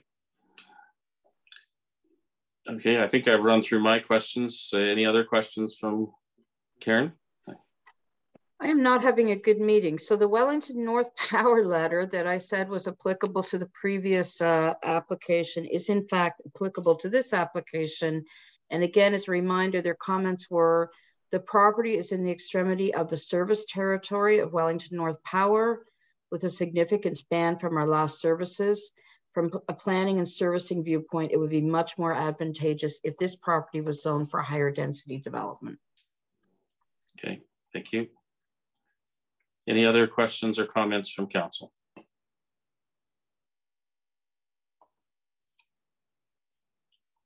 Okay. So not seeing any, I guess that brings us to the end of the public meeting. Again, we will be looking at this bylaw when we resume our council meeting.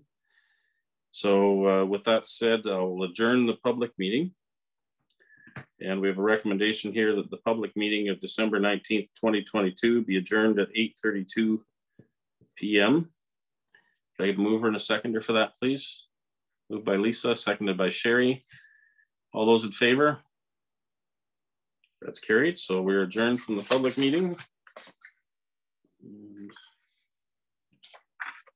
just let me get back to my other paperwork here. Okay, so let's resume our regular meeting of council, and have a recommendation that the Council of the Corporation of the Township of Wellington North resume the December 19th, 2022 regular meeting of council at 8:33 p.m. Can I get a mover and a seconder for that, please? Moved by Steve, seconded by Penny. Thank you. All those in favor? That's carried. Thank you. So coming out of that public meeting, we do have the bylaw with regard to the second application, and the recommendation, sorry, recommendation reads that bylaw number, on my sheet it says 0-22. That doesn't seem right, Karen. You're muted, by the way.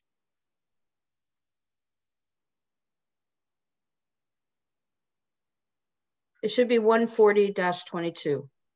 Okay, thank you. So I'll start again. The bylaw number 140-22 being a bylaw to amend bylaw 66-01, being a zoning bylaw for the Township of Wellington North, be read a first, second, and third time and enacted. This is in regard to part of park lots 1 and 2, north side Macaulay Street, Arthur, for Paul and Wendy Levine. Can I get a mover and a seconder for that, please? Moved by Steve, seconded by Lisa. Any discussion on that one? All those in favor? Oh, did you have a question, Sherry? I just wanted to say that I can appreciate that they want to build a single family dwelling on that parcel of land. But because it is in the catchment boundaries of Arthur, I agree. I think that should be a higher density on that property.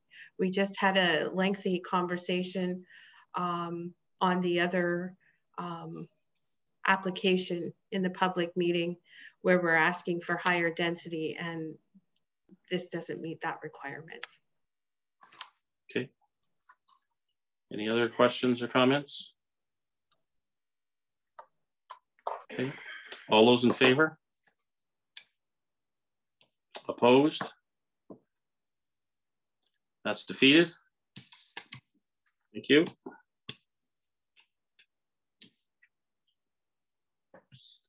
Okay. On to our adoption of minutes from the council and public meeting.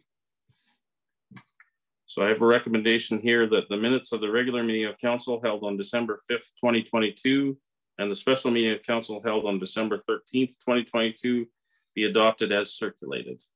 Could I get a mover and a seconder for that, please? Moved by Lisa, seconded by Penny. Thank you. All those in, sorry, any discussion on those minutes? All those in favor? That's carried. Thank you. I don't think we have any business arising from previous meetings, so we're on to items for consideration. Has anybody got any of those items they'd like pulled out for separate discussion? Steve, go ahead. See, we just threw you, Mayor. 6C. It's is the only one that I have tonight. Okay, that's in regard to the holding provision. Okay. Yeah. Any others? Okay, go ahead.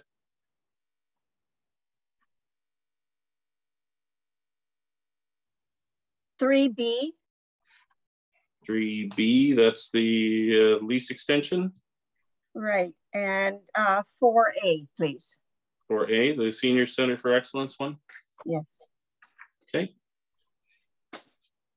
Anybody have any others?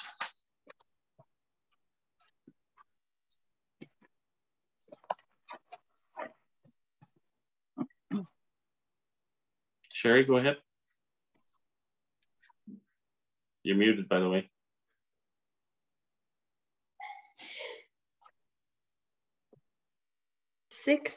E, which is the election report.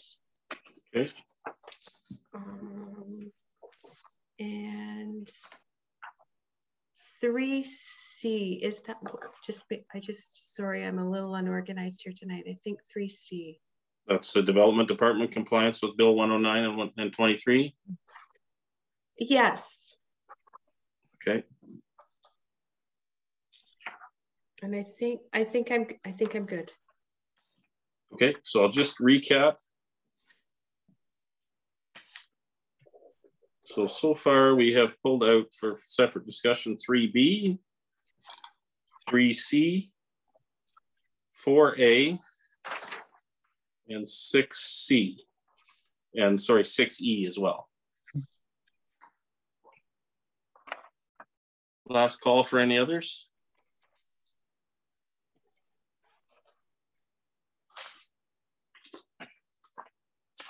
Okay, not seeing any. We'll deal with all the other ones. So I have a recommendation here that all items listed under items for consideration on the December 19th, 2022 council agenda, with the exception of those items identified for separate discussion, be approved and the recommendations therein be adopted. I can move her in a seconder for that, please. Moved by Sherry, seconded by Steve. All those in favor? That's carried, thank you. So we'll go back to 3B. This is in regard to the lease extension with the Minister of Infrastructure. And the recommendation is that the Council of the Corporation of the Township of Wellington North receive report CBO 2022-16, being a report on lease extension, Minister of Infrastructure for 9135 Highway 6. And further, that the Council of the Township of Wellington North authorizes the Mayor and Clerk to enter into a fourth lease extension and amending agreement with His Majesty the King and Right of Ontario, as represented by the Minister of Infrastructure. Did I get a mover and a seconder for that, please?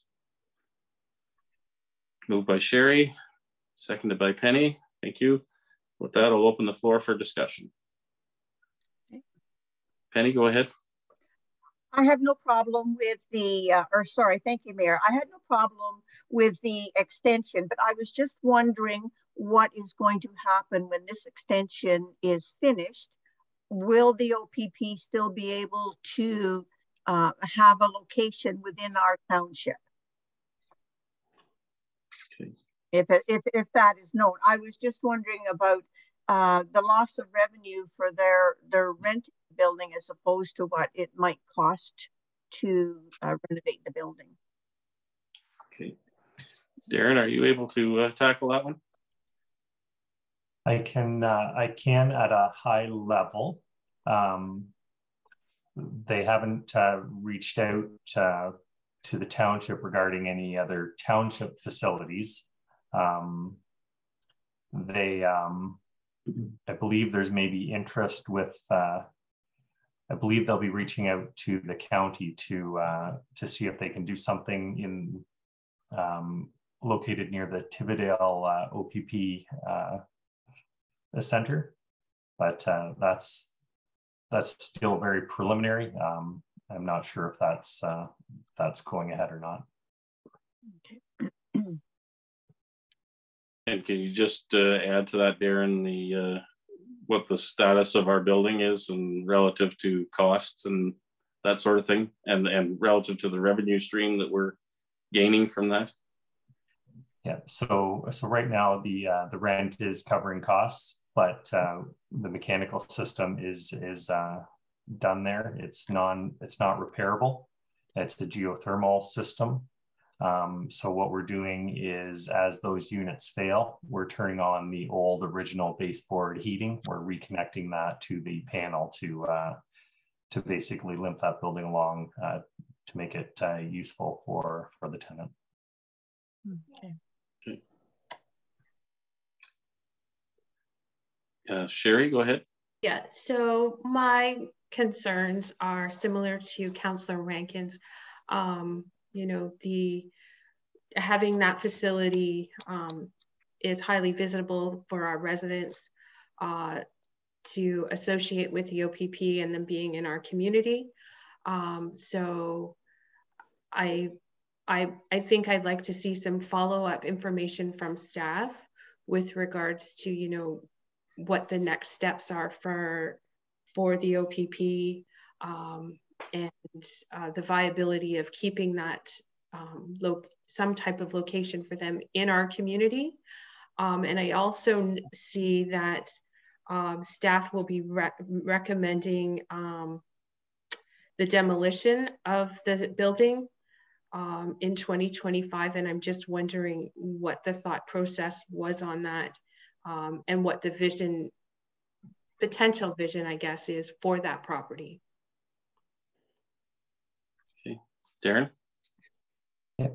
So the demolition of the building is beyond its useful life. It's probably the cost to rehabilitate is much more than the cost of building something new. Not much more, but it wouldn't be feasible to repair that building versus build something new. So the thought process is to demolish and reduce that liability, take it off of our insurance, and potentially put that property up for sale or something like that. Okay, thank you. Annie, go ahead. Thank you. I was just wondering if the building is going to be demolished and if there's a possibility of erecting another building on that site, one that could accommodate more than one function. That's sort of halfway between Arthur and Mount Forest, and there's not a lot of building use for the public in the area. I'm just wondering if there's any possibility at looking at creating another building with more than one function in it, but hopefully the OPP being able to reuse it as well. It certainly is a great deterrent for speeders seeing the cruisers in the lot when you drive through. Mm-hmm. Darren, do you have anything to add to that at this point? Absolutely. If council wants to direct staff to budget for a new building there, or work with partners to develop something there, that's something that senior staff at the township as a whole can definitely work towards. Thank you. Any other questions or comments?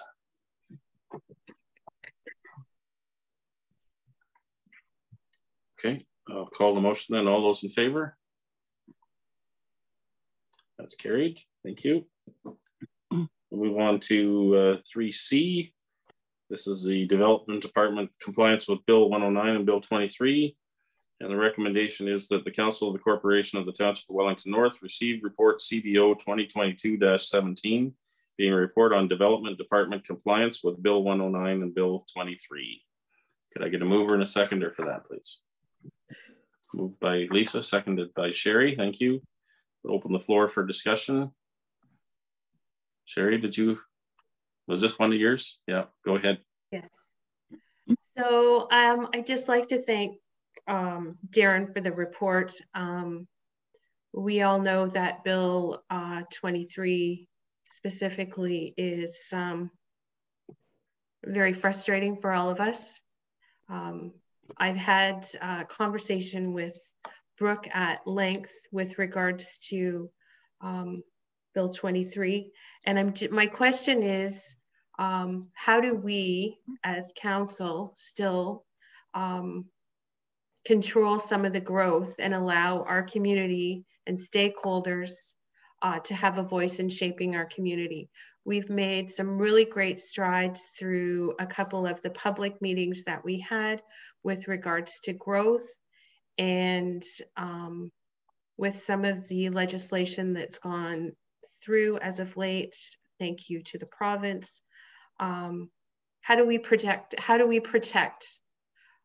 those conversations that we've had and safeguard the ability to still shape our community and follow the guidelines that are being put out? And I'm open to whoever would like to tackle that question. Well, I admire Brooke. She's already put her hand up. That's a tough question.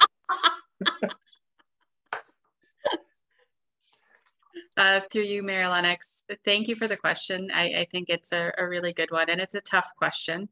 As a municipality, we are required to be compliant with legislation. So that is what this report does, and it lays out the plan for how we'll be implementing some of the details that we know are required of us.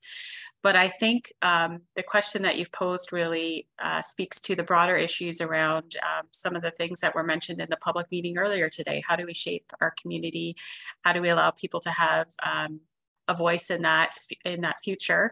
And I believe that one of the things that was done earlier were some conversations around growth, and that would be something that this council may want to continue doing, is having some of those types of forums. There's different things in place now, you know, in terms of the municipal comprehensive review that's underway at the county. We have new growth forecasts, we have new legislation. There's been a shift in the context, and so having those conversations with the community again in terms of identifying their priorities and where the municipality can help, aside from the legislation, I think is still really valuable. So that would be my recommendation, is that we continue that kind of community dialogue.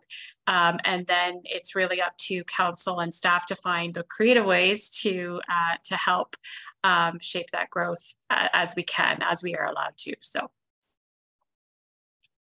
I think just to add to that too, I think that it gives us, helps arm us with information that we can speak to our provincial colleagues about the issues and how we manage that. I mean, you know, not only what growth looks like in our community, but how we're going to pay for that growth is a big discussion. And, you know, in some ways, with the current layout of some of this, in some ways it actually may delay growth because we now have the funds available to build the infrastructure to support it. So there's a lot more conversations to come on this. And I think the more information we have and arm ourselves with to have those conversations with our provincial colleagues is nothing but positive. Any other questions or comments on this one? Okay, all those in favor? That's carried. I almost caught myself there. I said all those in favor. I was thinking maybe I should have clarified of the recommendation, not of some of these pieces of legislation.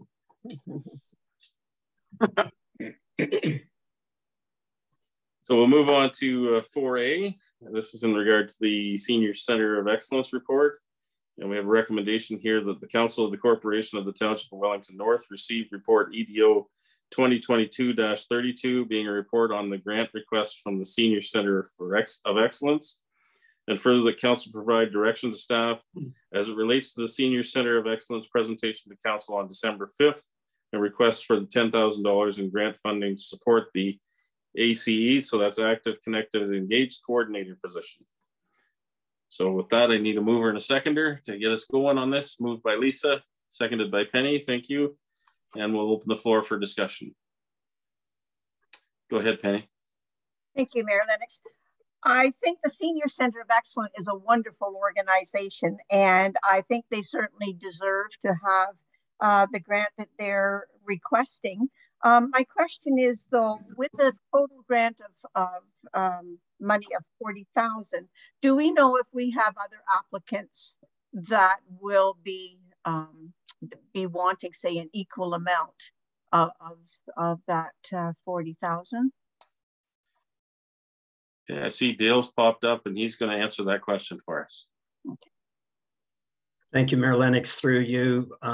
So we haven't got all the applications in yet, Councillor Rankin, but I would say that this year, when we bring a report to council in April on grants and donations, the requests are going to exceed $40,000.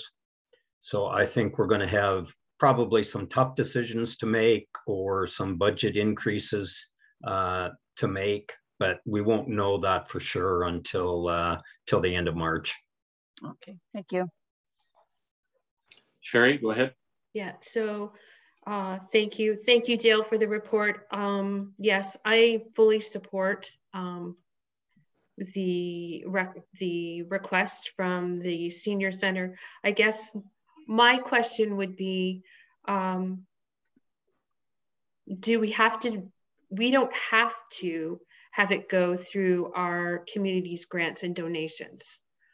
I see that there's a list of options, and if I had to choose, I would like to see it not go through community grants and donations. I'd like to find another revenue stream to provide them with the $10,000 that they've asked for, because I do believe that the request for council through that initiative is going to be greater than what's been set aside, as Dale has alluded to already. So I go ahead, Dale. Yeah, through you, Mayor Lennox. So last year, council were able to fund this through COVID relief funds. We don't have that capability this year, but we could fund it through, say, a council initiated project. We've done that in the past, incorporate that into the 2023 budget. I did reach out to the Community Foundation to see if there was a possibility for funding there. We might be able to get partial funding upwards to maybe $3,000 through the Community Foundation.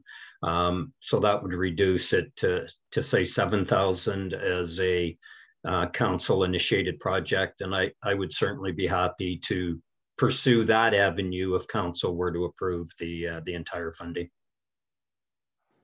Okay. Any other questions or comments? So I think, go ahead, Penny.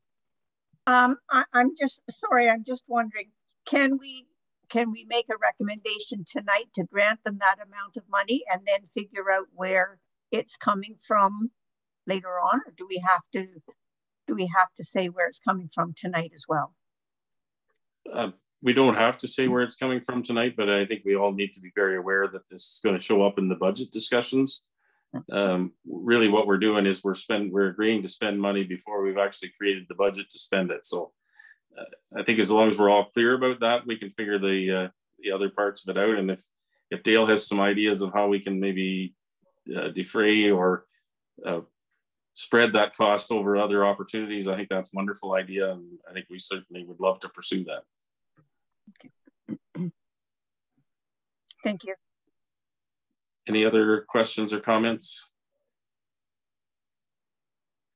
So I think if we approve this, we're basically committing to spending this for our 2023 budget, and we'll be giving direction to staff to adjust the budget accordingly and look for other opportunities as well. So with that said, I'll call the motion. All those in favor? That's carried. Thank you.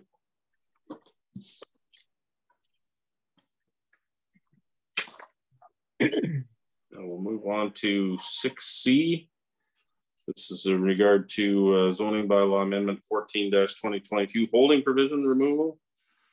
And we have a recommendation here that the Council of the Corporation of the Township of Wellington North receive report CAO 2022-10 regarding file number zoning bylaw amendment, or ZBA 14/22 holding provision removal, and that the Council of the Corporation of the Township of Wellington North approve the removal of the holding provision for zoning bylaw amendment file number ZBA 14/22, and further that the corresponding bylaw should be passed.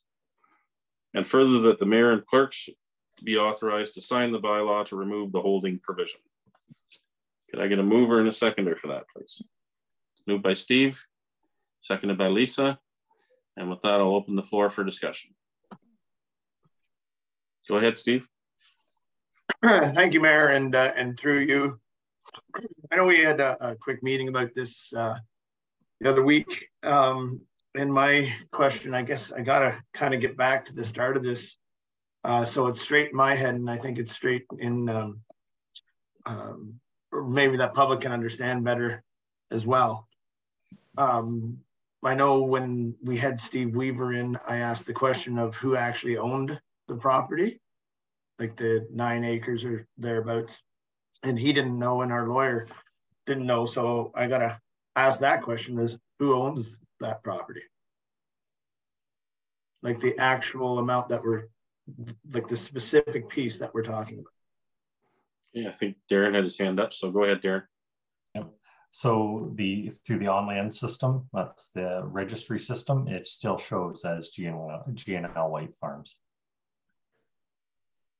So Linda White and George own it. Sorry if I can continue. Go ahead, Steve. Sorry. So how, if they are private property owners, how can they pull, 9 acres, excuse me, out of prime ag land before even selling it? Because the county never usually severs prime ag. Okay. I'm open for anyone to answer that one. Well, it's perfectly normal, or it happens frequently, that zoning bylaw amendments are requested as a condition of sale, and I think that's the situation here. Is that the owner had a tentative sale, and part of the conditions of the sale is an approved zoning bylaw amendments. So I think that's what's happened in this case. In terms of it being pulled out of prime ag, this was approved through the zoning bylaw amendment process that happened back in May. Council approved the rezoning of the property for the industrial use of a works yard to serve the County of Wellington. So it came before our council. Our council approved the zoning bylaw amendment back in May. All we're doing with this holding provision is we were waiting on a report from an archaeological perspective. Now that report has come in and has been approved by the provincial ministry, this is really an administrative function, lifting the holding provision that was put on at the time of the rezoning. All right. And if staff, I was just going to say, if any staff can point out any of the errors in my comments, that'd be great, if there are any.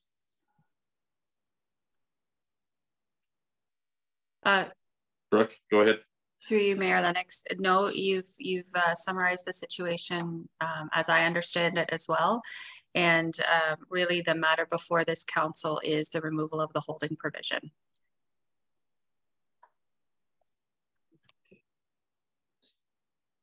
Any other questions or comments? Sherry, go ahead. Yeah, so I'd just like to make a comment with regards to the holding provision. I don't necessarily like what is being presented in front of us. And I think it's important that our residents know that in this council, in most circumstance, protect prime agricultural land. And I'm disappointed to see that this site is the only site that was necessarily considered and presented. And having said that, this is a tough decision to make. And I'm just going to leave it at that. Any other questions or comments? Go ahead, Penny, and then Lisa. Okay. As per the last meeting we had in this discussion, and following up with Councillor Burke's comments just now, is there any way we can add a comment after whatever decision is made to state that we do not find the decision either way palatable and how to avoid it in the future?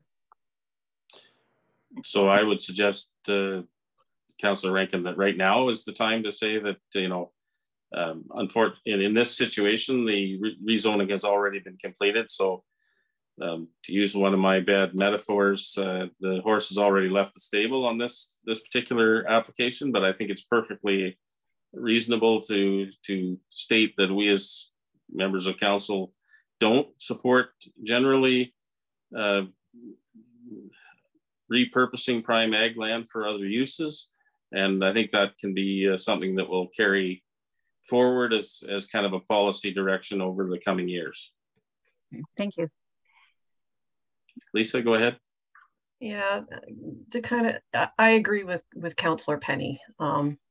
I am so not in support of this. I understand the difference between, you know, that it's already, the zoning has already been approved. So I'm not referring to the removing of the holding provision, but I'm in opposition to this happening here. And yeah, maybe the horse has left the stable, and I know that my role here is with Wellington North, but the problem to me is with this county policy. And I quite frankly don't want to see that happen in other parts of the county either. I find it quite frustrating that 9 acres feeds a lot of people, both with food and economically. It feeds Wellington North. Plus it gives us our identity. Every single one of us here are all based around agriculture in one way, shape, or form. That's what Wellington North is. It supports us. So I am just amazed how the county can bend the rules, in my opinion, and have less regard for ag land than they promote. So like for those reasons, like I'm not in support of the project, but I do understand the difference between the holding provision, and our hands are probably pretty tied on that. Okay. Any other questions or comments? Go ahead, Sherry. Yeah, I'd just like to further say that we're sort of damned if we do and damned if we don't on this. And that comment is, we all understand that comment. And I'd just like to let the residents know that this is, again, that this is a tough decision based on past conversations that we've had. So again, okay. It's not my preferred location. Let's just leave it at that. Okay. Steve, did you have your hand up? Yeah, thanks, Mayor. Yeah, I don't think anyone, excuse me, would be surprised when I say that I'm not in favor of this. I haven't been, and I never will be. The fact that this has gone on this far is not palatable to me. I understand from a taxpayer point of view that pushing this forward, going to the Ontario Land Tribunal, would probably cost the township more money than we need to pay out. So I'm not really in favor of that either. This whole thing smells. It's terrible. And even in Steve Weaver's report, he says that they other locations were recognized but never really investigated. And I think when you find out that the owner of this land is a former warden like this is just not good.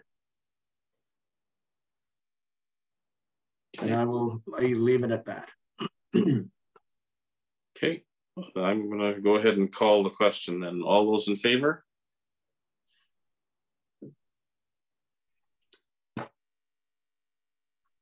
Sorry, Penny, you're muted. I think you're trying to talk to me, but. Sorry, Mayor Lennox, what are we voting in favor of? Lifting the holding provision. Okay.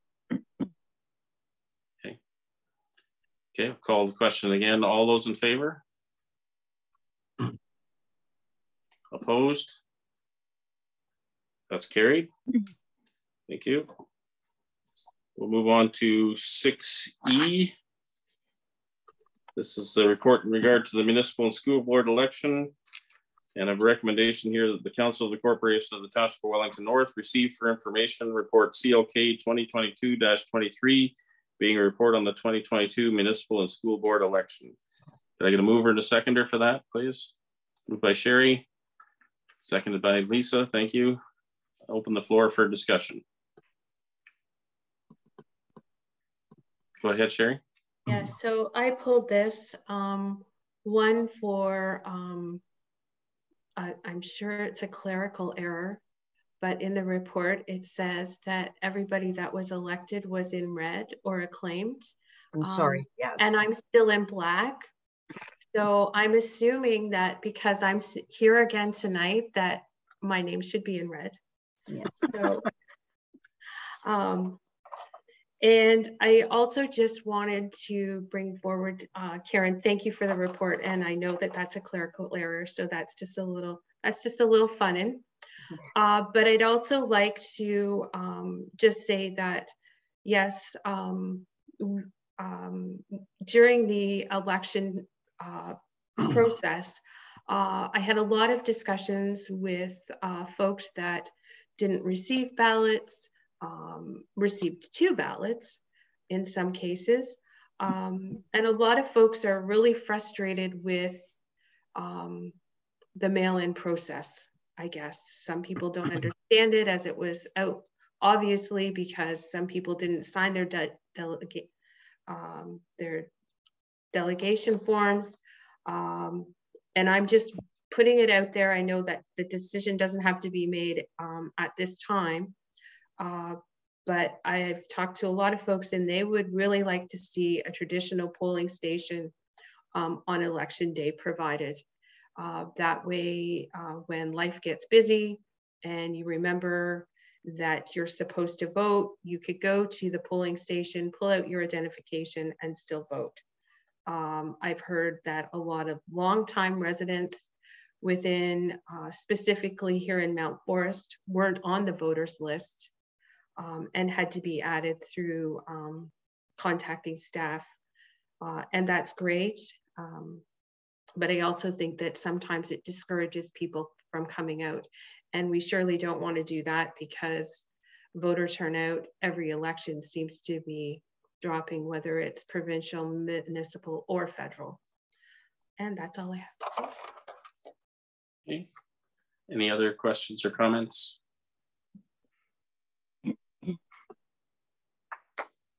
Okay, I'll call the question then. All those in favor? That's carried. Thank you. Any notice of motion this evening?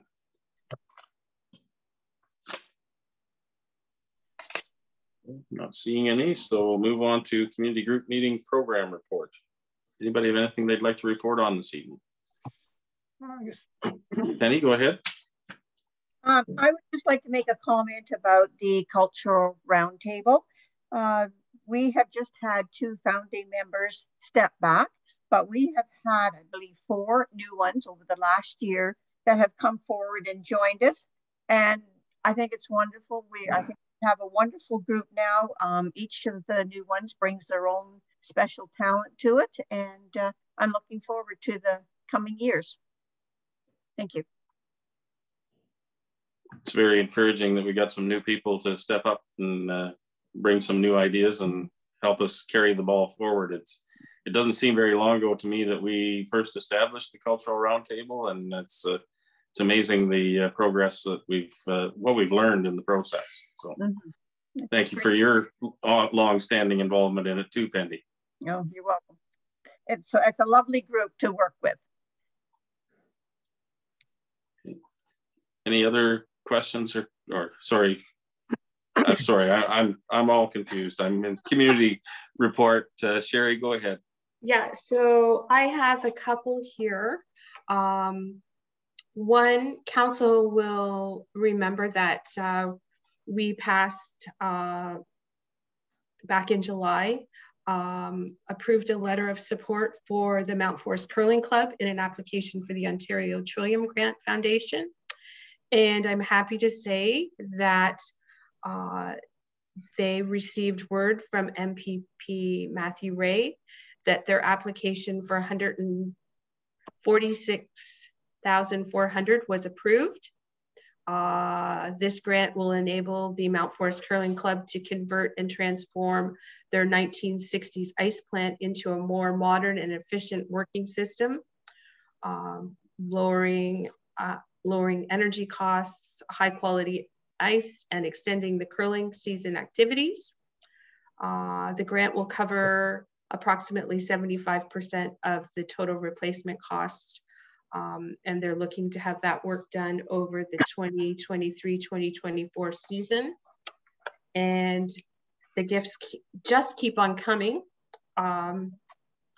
And some of you may know that the Northern Wellington residents are getting an MRI service at the Palmerston District Hospital. And this will result in local access to what is widely considered the gold standard of diagnostic imaging. So that's all really good news for our area. And I'd also like to just wish everyone a Merry Christmas at this time. Okay. Thank you, Sherry. Other community report? Steve, go ahead. Thanks, Andy. And just, I don't have a great announcement as Sherry did, but we just had our SVCA meeting, the last one for this year, and then we're going to have a new one, obviously, in January. And I would take this opportunity to invite Brooke to that meeting. We usually take the CAO to the first meeting of the year, and it's going to be in January. We'll get back to you with the date, Brooke. We have 8 new members on the SVCA through the municipal elections, so that's be a young board, so to speak, with experience. So it'll be good going forward again. And we had a lot of chat about Bill 23 as well. You'll see that report probably in the new year, and we'll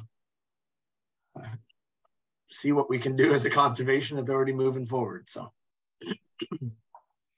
thank you. Thanks, Steve. Lisa, did you have any for tonight? Yeah.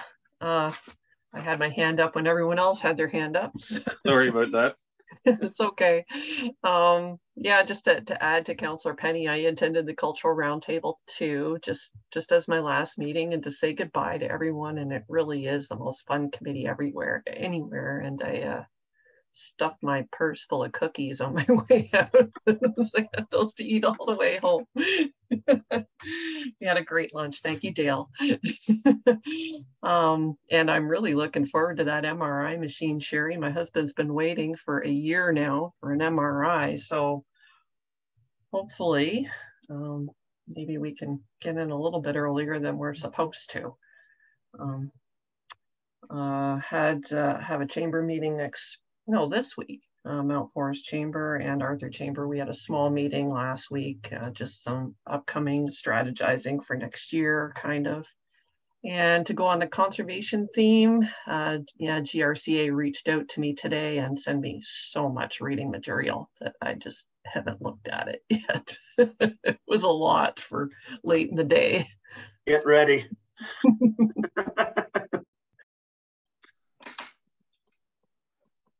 Okay, I would just add something to Sherry's comment as well, and thank you for the reminder, Sherry. The Mount Forest Curling Club is also going to be one of the host communities for the Strathcona Cup coming up in the beginning of the year. And if you don't know what the Strathcona Cup is, it's a Canada-Scotland kind of exchange tournament that happens every few years. And one of the stops the Scottish teams will be making will be in Mount Forest, and so that's it's great for the Mount Forest Curling Club and great for our community. So I'm looking forward to seeing some good curling happening on that particular that day. So, and also I would like to mention to council about the event that happened in our community that I've been bragging about to all my colleagues at the county and further afield. Some of you may be aware that Kay Ayers organized a event with regard to particularly helping seniors recognize the signs of fraud and that sort of thing. She invited me to come and participate in the beginning of the meeting. And when I got there, I was running a little bit late, but I saw something I've never seen before. There was a lineup outside the Legion waiting to get in. So upwards of 150 people attended that event. You know, hats off to Kay for organizing that. She really took that under her wing and made it happen. got a lot of people there with the help of some community partners. And so I've been telling other mayors about this, and they're all saying, well, how can we get that for our community? So I spoke to Kay late last week, and she's agreed to provide advice. She says she's not going to do it for other communities, but she'll explain to them how.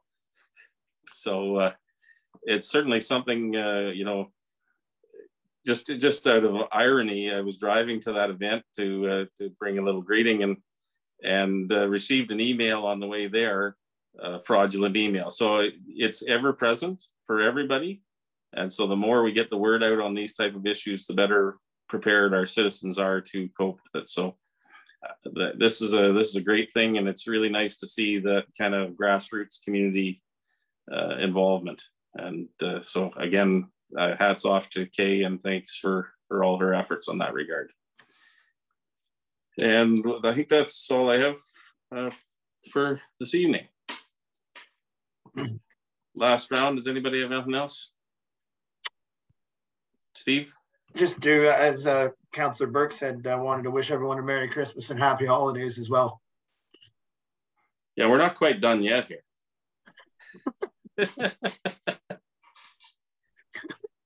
But yeah, I think we all share that sentiment.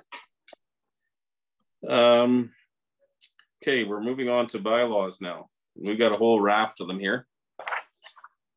So I have a recommendation that reads that bylaw number 133-22, 134-22, 135, 136, 137, 138, 139, all -22, 141, 142, 143, and 144 be read a first, second, and third time and enacted. Can I get a mover and a seconder for that, please? Moved by Sherry, seconded by Steve. Any discussion on any of those? All those in favor? That's carried. Thank you. We'll move on to our cultural moment. Our cultural moment for December 19th celebrates John Walsh. John Walsh, who was laid to rest on December 3rd, 2022, exemplified the finest values of his community. Through the years, John has been a vital figure in Arthur Village life and farther afield. His naval service in World War II on the minesweeper HMCS Wallaceburg and his profession as a pharmacist greatly influenced his commitment to community service. His faith and his love for his family sustained him throughout his life. His wife, Mary Teresa, was by his side through the decades. Walsh's pharmacy, established in 1952, remains essential to the health of local citizens. John Walsh was coach to many Arthur hockey teams over 21 years and will always hold that title for those who he guided in the game and in life. John's contributions to Arthur Village's life are too many to describe fully here. However, his part in founding the Arthur and Area Historical Society is one of his greatest community legacies. Along with several enthusiastic local history lovers, John initiated the plan to gather documents, objects, and any other artifacts illuminating community life. Everyone was urged to contribute. If someone was closing a business, clearing a house, or simply eager to preserve treasured items, their contributions were welcomed. Not only did John take on the role of collector, but he also cataloged each donation, identifying its use, the donor, and its location in the rooms. In 2003, John saw the opening of the Historical Society rooms in the old post office and township building. In the years following, donations filled the designated rooms. It's pretty certain that in typical John Walsh fashion, he's the one who convinced the powers to be to oust the OPP from their office in favor of Historical's need to expand. Good luck to try to keep him from promoting his community. Naturally, John's particular love was for the military history, illustrating why Arthur was designated as Canada's most patriotic village by the Toronto Star in 1942.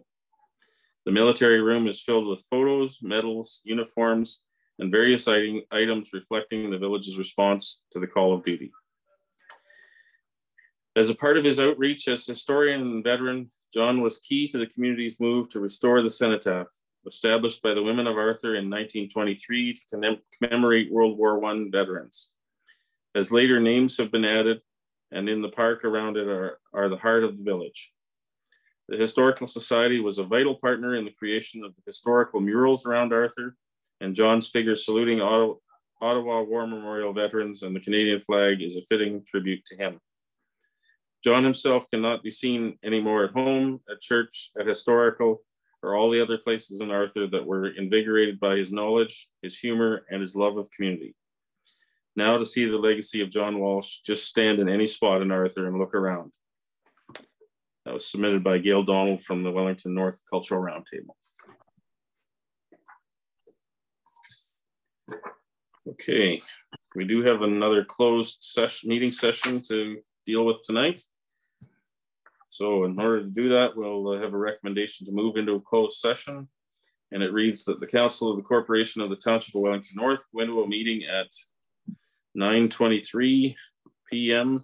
that is closed to the public under subsection 239(2) of the Municipal Act 2001, specifically for item A, the security of the property of the municipality or local board, and item C, a proposed or pending acquisition or disposition of the land, a disposition of land by the municipality or local board. And we'll deal with two EDO reports, one with regard to a municipal land sale, the other with the IT services update, and we'll review closed session minutes from December 5th and December 13th. Could I get a mover and a seconder for that, please? Moved by Sherry, seconded by Steve. All those in favor? That's carried.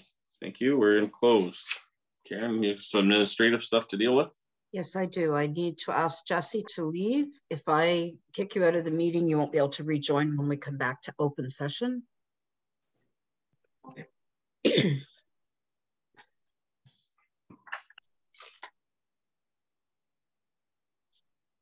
You have just a minute. You have a question? You're on mute. I'm sorry to take up your time, but I just want to ask, are you guys going to discuss anything after the closed meeting? We just come out and we adopt the confidential directions and recommendations. Okay. So nothing more than you would be able to get from the minutes. Okay. And we will record that portion when we rise from closed. All right. Thank you. I'll look for the minutes then. Okay. I'll email you the link tomorrow when it gets posted. Okay. Okay. Yep.